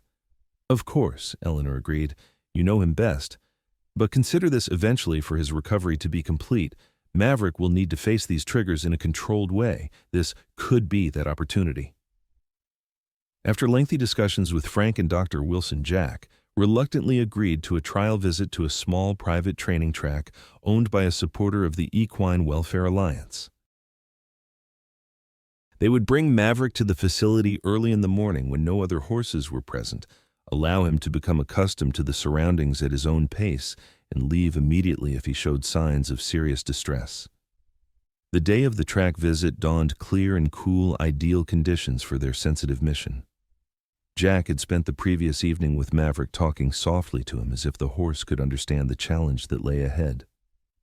"Nothing bad will happen tomorrow," he promised, stroking Maverick's gleaming neck. "I'll be right beside you the whole time." The journey to the training facility was tense. Though Maverick had become comfortable with trailer travel for short distances around the farm, this was his first significant trip since his arrival at the Cooper farm. Jack rode in the trailer with him, a technically unsafe practice that he insisted upon to keep Maverick calm. When they arrived at the deserted training center, Jack led Maverick from the trailer with exquisite care, allowing him to take in his new surroundings gradually. Frank, Dr. Wilson, Eleanor, and Jessica maintained a respectful distance, aware that this moment belonged primarily to the horse and the young man who had committed himself to his recovery. Maverick emerged, blinking in the early morning light, his nostrils flaring as he caught the scent of the track, the distinctive mixture of sand, dirt, and crushed stone that lined the oval course. His ears swiveled rapidly, taking in the unfamiliar sounds, distant traffic birds and the surrounding trees, the gentle flap of flags on the infield poles. For a heart-stopping moment, Jack felt Maverick's muscles tense beneath his hand. The horse's breathing quickened, his eyes widening with the first stirrings of panic. Jack held his breath, prepared to abort the experiment if necessary. But then, remarkably, Maverick turned his head toward Jack, seeking the reassurance of the human who had never betrayed his trust. Jack stroked his neck, murmuring words of encouragement, and gradually the tension eased from the stallion's powerful frame. "That's it," Jack whispered. "I'm right here." Slowly allowing Maverick to set the pace, Jack led him toward the edge of the track. They stopped several yards away, giving the horse time to process the sight and sense. Jessica's camera clicked softly in the background, capturing the moment with professional discretion. After several minutes of quiet observation, Maverick took a tentative step forward, then another, drawing closer to the track surface. Jack matched his movement, neither encouraging nor restraining, simply accompanying. When they reached the edge of the track, Maverick paused again. His ears flicked forward, then back, a sign of internal conflict. Jack waited patiently, respecting the horse's need to process the complex emotions this place evoked. Then, in a moment that none of the observers would ever forget, Maverick reached his muzzle toward the track surface, sniffing curiously at the ground where he had once been driven to collapse. After a thorough investigation, he raised his head and turned to Jack with an almost questioning expression. "It's up to you, buddy," Jack said softly. "Whatever you decide." Maverick stood motionless for another long moment. Then, with deliberate calm, he stepped onto the track surface, his hooves making a soft thudding sound on the carefully maintained footing. Jack moved with him, maintaining the connection between them, as Maverick took first one step, then another onto the ground that had once been associated with pain and fear. They walked slowly along the rail, Maverick's head held at a comfortable height, his ears moving occasionally but no longer pinned back in anxiety. With each step, the stallion seemed to grow more confident, as if reclaiming territory that had been lost to trauma. After completing a quarter of the track's circumference, Jack gently guided Maverick back toward the others who had remained respectfully distant throughout the process. As they approached, Dr. Wilson discreetly wiped a tear from her cheek while Frank stood with arms crossed over his chest, his weathered face creased in a smile of profound satisfaction. "That," Eleanor said quietly, "was one of the most beautiful things I've ever witnessed in 40 years of horse advocacy." Jessica nodded, checking her camera display. "I got everything," she confirmed. "Every moment." The drive back to the Cooper farm was considerably more relaxed than the journey out had been. Maverick traveled calmly occasionally, nickering softly when Jack spoke to him through the trailer partition. As they unloaded back at the farm, Jack was struck by the change in Maverick's demeanor. The horse moved with a new confidence, his head held higher, his steps more assured. It was as if confronting the environment of his past trauma and finding it no longer threatening had released something within him, a final burden he had been carrying. That evening, as the sun set over the Kentucky hills, Jack sat on the paddock fence watching Maverick graze peacefully. Frank joined him, offering a thermos cup of coffee, which Jack accepted gratefully. "Never thought I'd see the day," Frank said, nodding toward Maverick. "Not with how he was when you found him." "He did all the hard work," Jack replied. "I just gave him the chance." Frank shook his head. "Don't sell yourself short, son. What you did, what you're doing, it matters. Not just for him, but for all the others that might be saved because of what we're documenting here." Jack considered this. He had begun this journey focused solely on saving one horse with no thought to broader implications. But perhaps that was how real change often started, with a single act of compassion that rippled outward in unexpected ways. "The conference presentation is in 3 weeks, Jack noted. "Think we'll be ready?" Frank smiled, the setting sun casting his weathered face in a golden glow. "Son, after what I saw today, I think you're ready for anything." As if sensing he was the topic of conversation, Maverick lifted his head from grazing and looked toward them, his eyes clear and untroubled in the fading light. He nickered softly, then returned to his evening meal, the picture of equine contentment. In that peaceful moment, watching the horse who had come so far from the broken creature at the auction house, Jack felt a sense of fulfillment deeper than anything he'd experienced in his years of professional training. This wasn't about ribbons or trophies or purse money. This was about restoration, not just of a horse's body and spirit, but of his own faith in the bond between humans and the animals entrusted to their care. The American Endurance Ride Conference convened in Louisville 3 weeks later, drawing participants from across the country. The grand ballroom of the historic Brown Hotel had been transformed for the occasion, with projection screens and professional lighting, creating an atmosphere of serious purpose despite the elegant surroundings. Jack stood backstage, adjusting his tie nervously.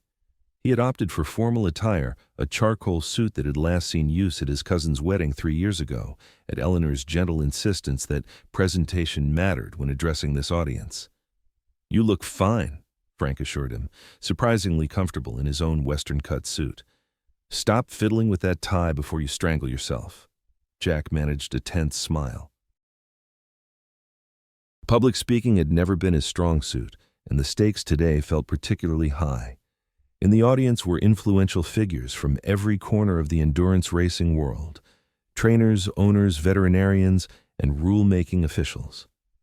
Somewhere among them, though Jack hadn't yet spotted him, was Richard Thornton, scheduled to present his progressive training techniques in the afternoon session.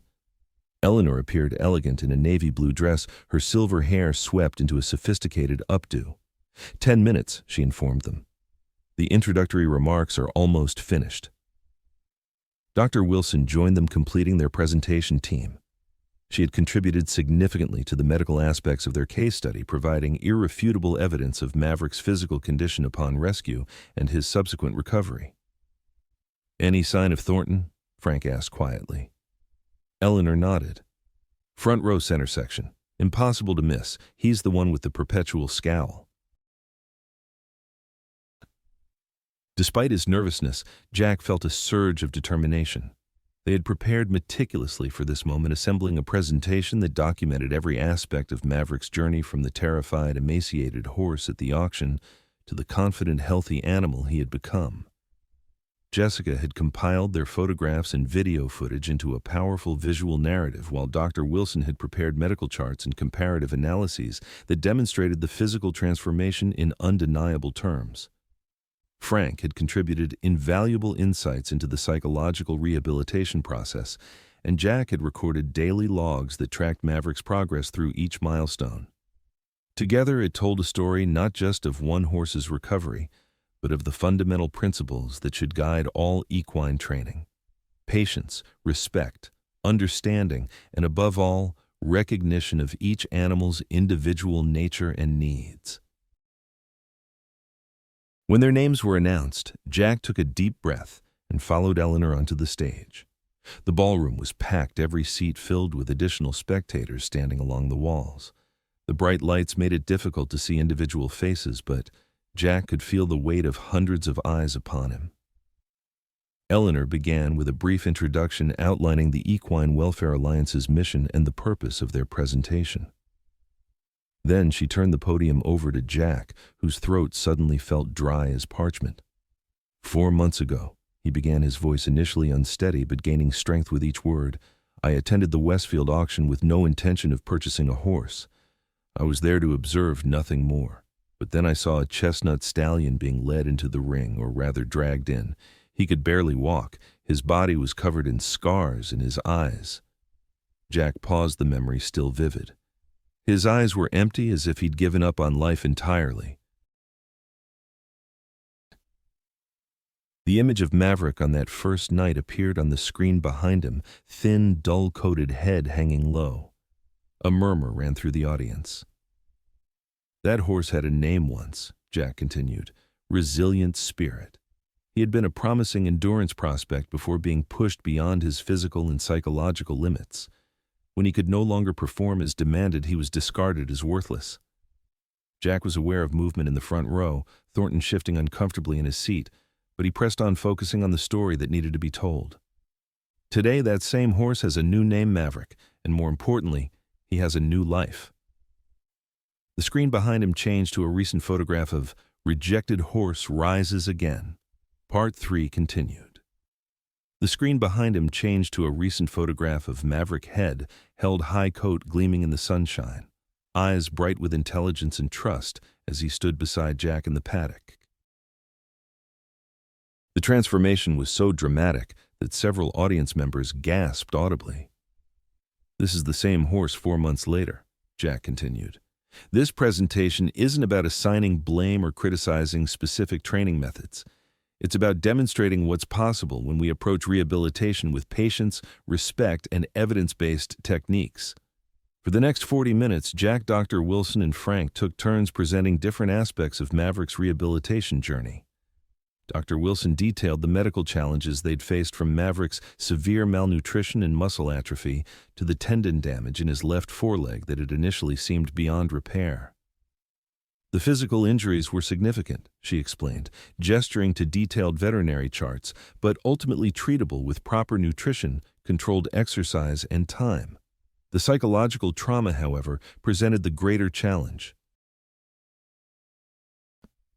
Frank stepped forward, then his decades of experience lending weight to his words as he described the painstaking process of rebuilding Maverick's trust.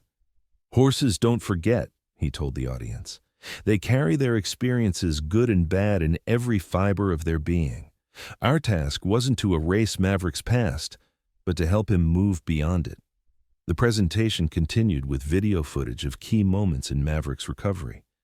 His first tentative steps into the paddock, his gradually increasing confidence with handling, and most powerfully, his recent visit to the training track, where he had walked calmly alongside Jack on the very type of surface that had once been associated with his worst experiences.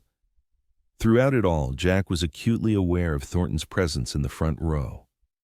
The man sat rigid in his chair, his expression a carefully maintained mask of professional interest that failed to hide the anger in his eyes.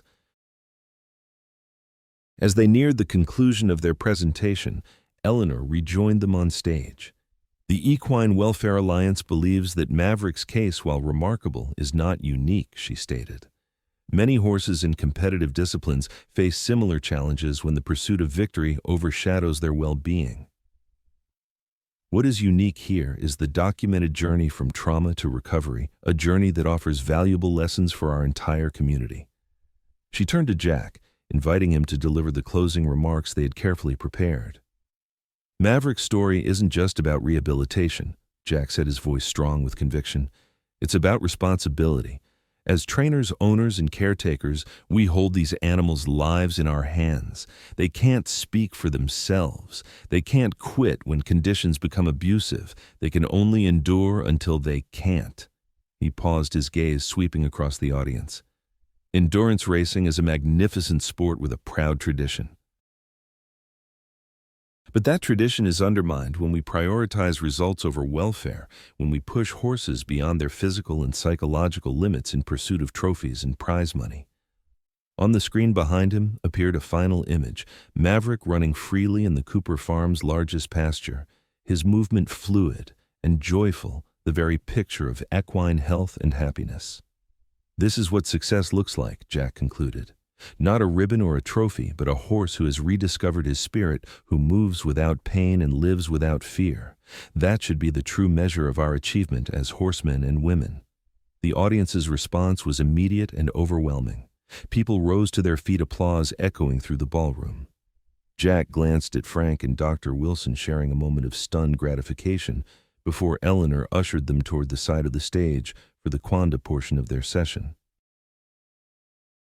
As the applause subsided and audience members began approaching the microphones stationed in the aisles, Jack noticed Thornton rising from his seat and striding toward the exit, his presentation materials clutched tightly under his arm.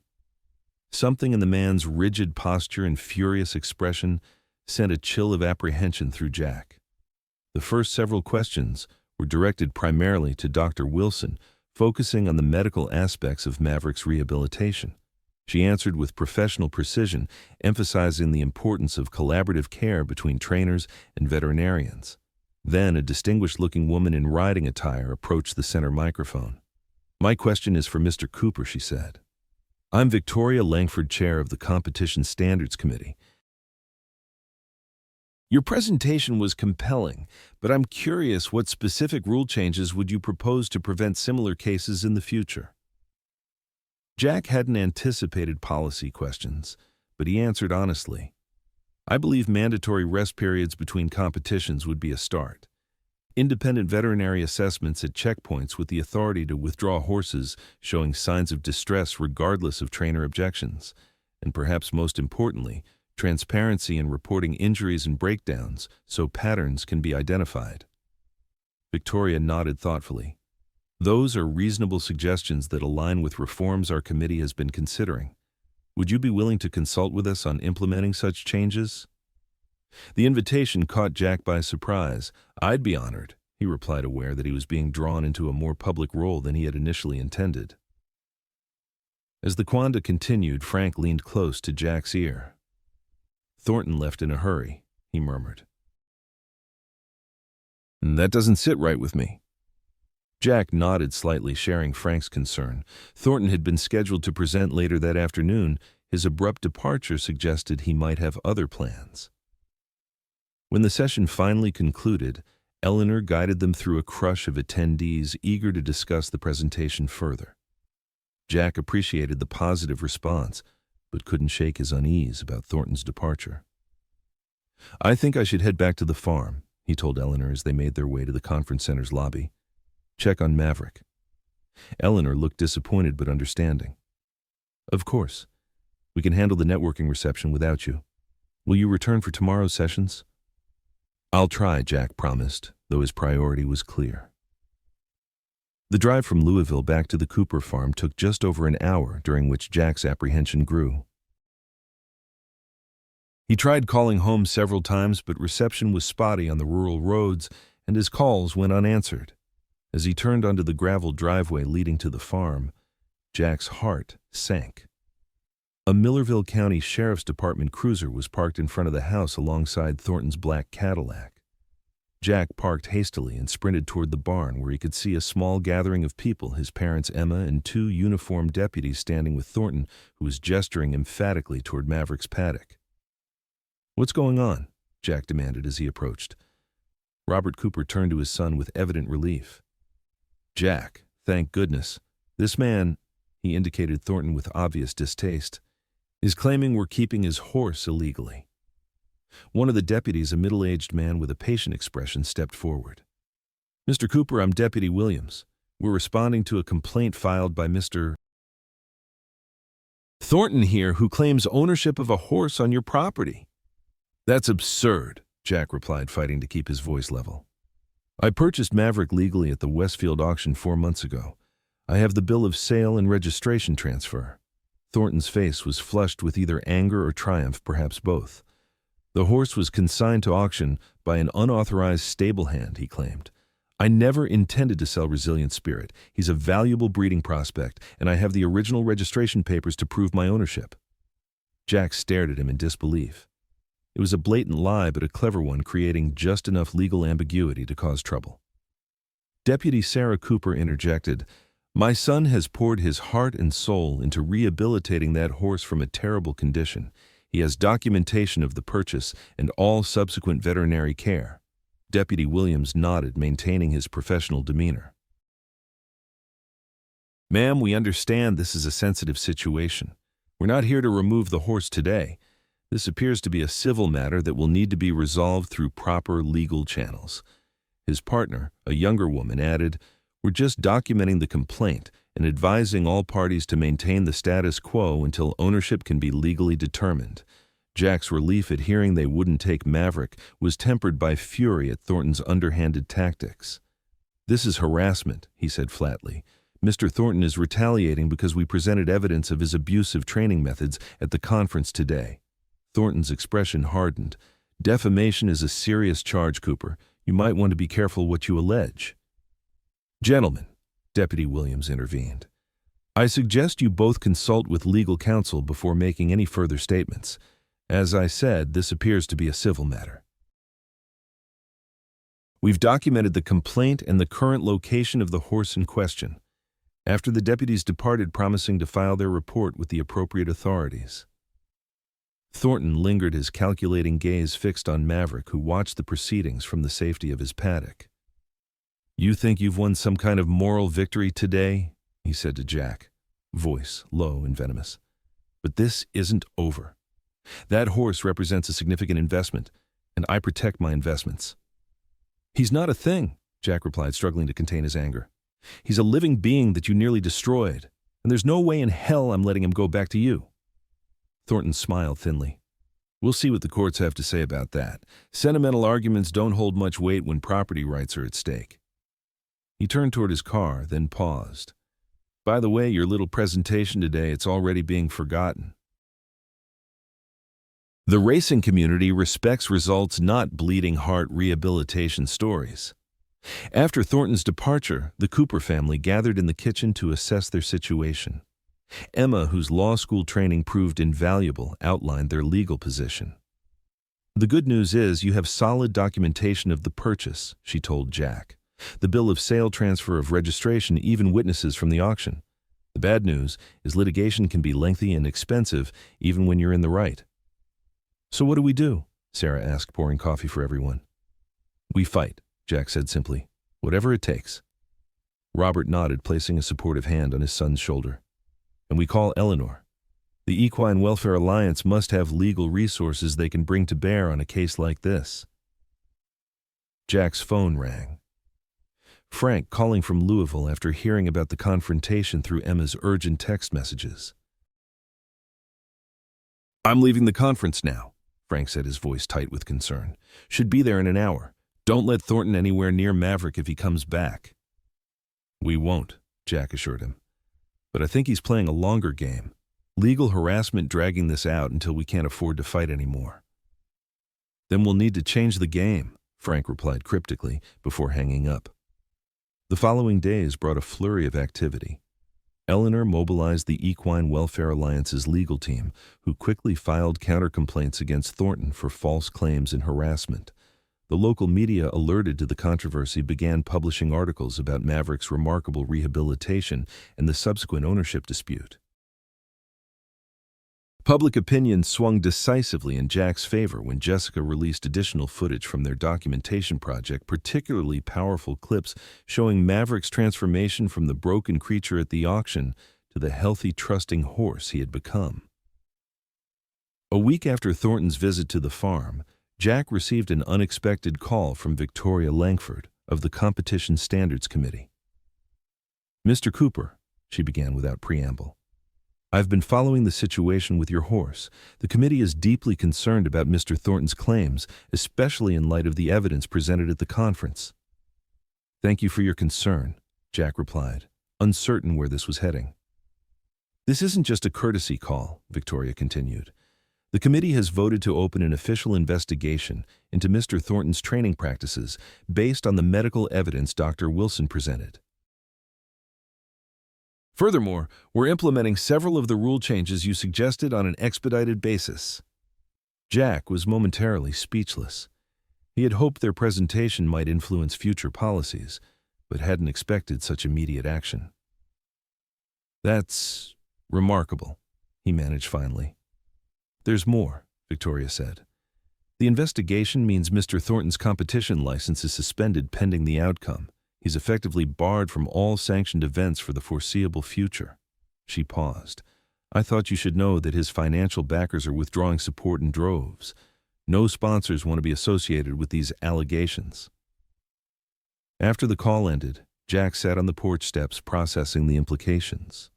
Thornton's power had always stemmed from his success and connections in the racing world. With his reputation damaged and financial support evaporating, his ability to pursue a prolonged legal battle over Maverick would be severely compromised. Frank found him there, offering a steaming mug of coffee as he settled beside Jack on the steps. "Heard about Thornton's suspension," the older man said. "Word travels fast in racing circles." Jack nodded.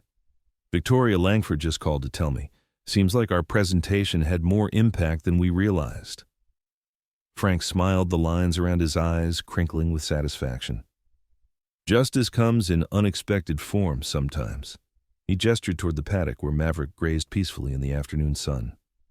"How's our boy doing with all this commotion?" "Surprisingly well," Jack replied. "It's like he knows we're fighting for him."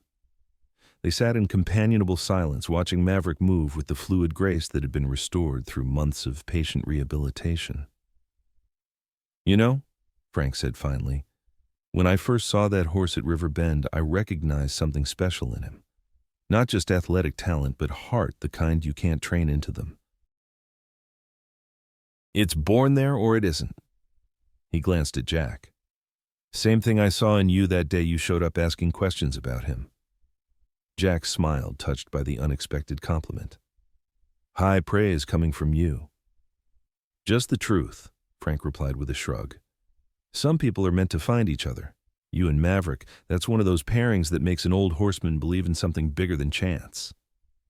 3 days later, Jack's phone rang while he was working with Maverick in the round pen. The caller ID showed Eleanor's number.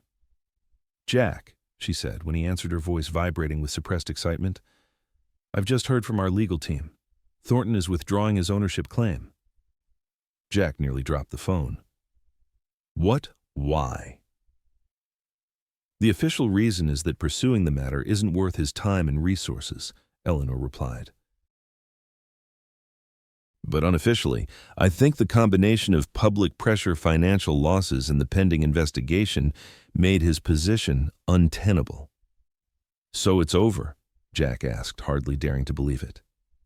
"Not entirely," Eleanor cautioned. "We're insisting on formal documentation renouncing any future claims on Maverick. But yes, the immediate threat has passed." After hanging up, Jack leaned against the round pen fence, overwhelmed with relief. Maverick approached, nudging his shoulder gently as if sensing his emotions. "You're safe now, boy," Jack told him, stroking the white star on his forehead. "Really and truly safe." The weeks that followed brought a return to normalcy at the Cooper farm. Maverick's rehabilitation continued, each day bringing new progress as the horse reclaimed not just his physical abilities, but his natural joy and curiosity. Word of his remarkable recovery spread throughout the equestrian community, drawing occasional visitors, trainers, veterinarians, and welfare advocates eager to learn from their success. Jack welcomed them, recognizing that Maverick's story could help change practices and save other horses from similar suffering. On a crisp autumn morning, with leaves turning golden on the surrounding hills, Dr. Wilson conducted what had become a routine examination of Maverick in the paddock. "Well," she said, straightening from checking his once damaged leg, "I think it's official. He's fully recovered, physically speaking." Jack smiled, watching Maverick investigate Dr. Wilson's medical bag with typical curiosity. "And psychologically, I'm not sure horses ever completely forget trauma," she replied thoughtfully. "But they can move beyond it, learn to trust again, find joy in their lives." She gestured toward Maverick, who was now playfully tossing her stethoscope into the air. "I'd say he's done exactly that. So what next?" Jack asked. "For his future, I mean." Dr. Wilson considered the question. "That's up to you, isn't it? He's young, healthy, and intelligent. He could have many paths ahead of him." It was a question Jack had been contemplating for some time. Maverick's days as an endurance racer were rightfully over. His body had paid too high a price already for that particular career, but he was too vibrant, too capable to simply live out his days as a pasture ornament. The answer came a week later when Eleanor called with an unexpected proposal. "The Alliance is establishing a new program," she explained, "an educational initiative focused on ethical training methods and equine welfare. We need a flagship horse one with a compelling story that demonstrates both the cost of abusive practices and the potential for rehabilitation." "You want Maverick," Jack guessed. "We want both of you," Eleanor clarified. "Your partnership is what makes the story powerful. Trainers relate to you, Jack. You're not some distant academic or activist. You're one of them, showing a better way forward." The proposal was intriguing. It would involve travel to equine education events and demonstrations, sharing Maverick's story and the techniques that had facilitated his recovery. It wasn't a path Jack had ever envisioned for himself, but he couldn't deny the potential impact. "I'll need to think about it," he told Eleanor. "Discuss it with my family and Frank." That evening, gathered around the Cooper kitchen table, Jack presented the proposal to his parents, Emma and Frank. Their support was unanimous and immediate. "You'd be making a real difference," Emma pointed out, "changing the industry from within." "The farm will manage fine with you traveling occasionally," Robert added. "Your mother and I aren't ready for retirement just yet." Frank, who had become like family over the months of working with Maverick, nodded his agreement. "It's a natural next step. That horse has more to teach us all, and you're the right person to help him do it." The following weekend, Jack took Maverick for a long ride through the autumn woods surrounding the Cooper farm. It was their first true recreational ride together. Not rehabilitation, not training, just the simple pleasure of horse and rider moving in harmony through the dappled sunlight. As they paused on a hilltop overlooking the valley, Jack reflected on the journey that had brought them to this moment. From a desperate auction house rescue to a partnership that had changed both their lives immeasurably. "What do you think, Maverick?" he asked, patting the horse's gleaming neck. "Ready for a new adventure." Maverick tossed his head and nickered softly as if in agreement. Jack smiled, feeling a deep certainty that whatever path lay ahead, they would walk it together, two resilient spirits who had found in each other the healing they both needed. 6 months later, Jack stood in the wings of an auditorium at a major equestrian expo, watching as Eleanor introduced him to a packed audience of trainers, owners, and enthusiasts. Beside him, Maverick waited, calmly accustomed now to crowds and presentations after a successful tour of educational events across the country. "Ready, partner?" Jack murmured, adjusting the simple halter that was the only equipment Maverick needed these days. The stallion nickered softly, nudging Jack's shoulder in what had become their private sign of trust and affection. Together, they walked into the spotlight, not as rescuer and rescued, but as equals on a shared mission. The audience applauded, many already familiar with their story through the media coverage and the Alliance's educational materials. As Jack began to speak, sharing the journey that had brought them to this moment, He glanced at Maverick standing proudly beside him. The once broken horse now embodied everything Jack believed about the power of patience, compassion, and second chances. "This isn't just Maverick's story," Jack told the audience, his voice strong with conviction. "It's the story of what's possible when we choose respect over dominance, partnership over exploitation. It's a reminder that sometimes the most damaged spirits have the most to teach us if only we have the courage to listen." Maverick turned his head, meeting Jack's gaze with the clear, confident eyes of a horse who had reclaimed his spirit and found his purpose. In that moment, Jack knew with absolute certainty that their journey together was just beginning. The end.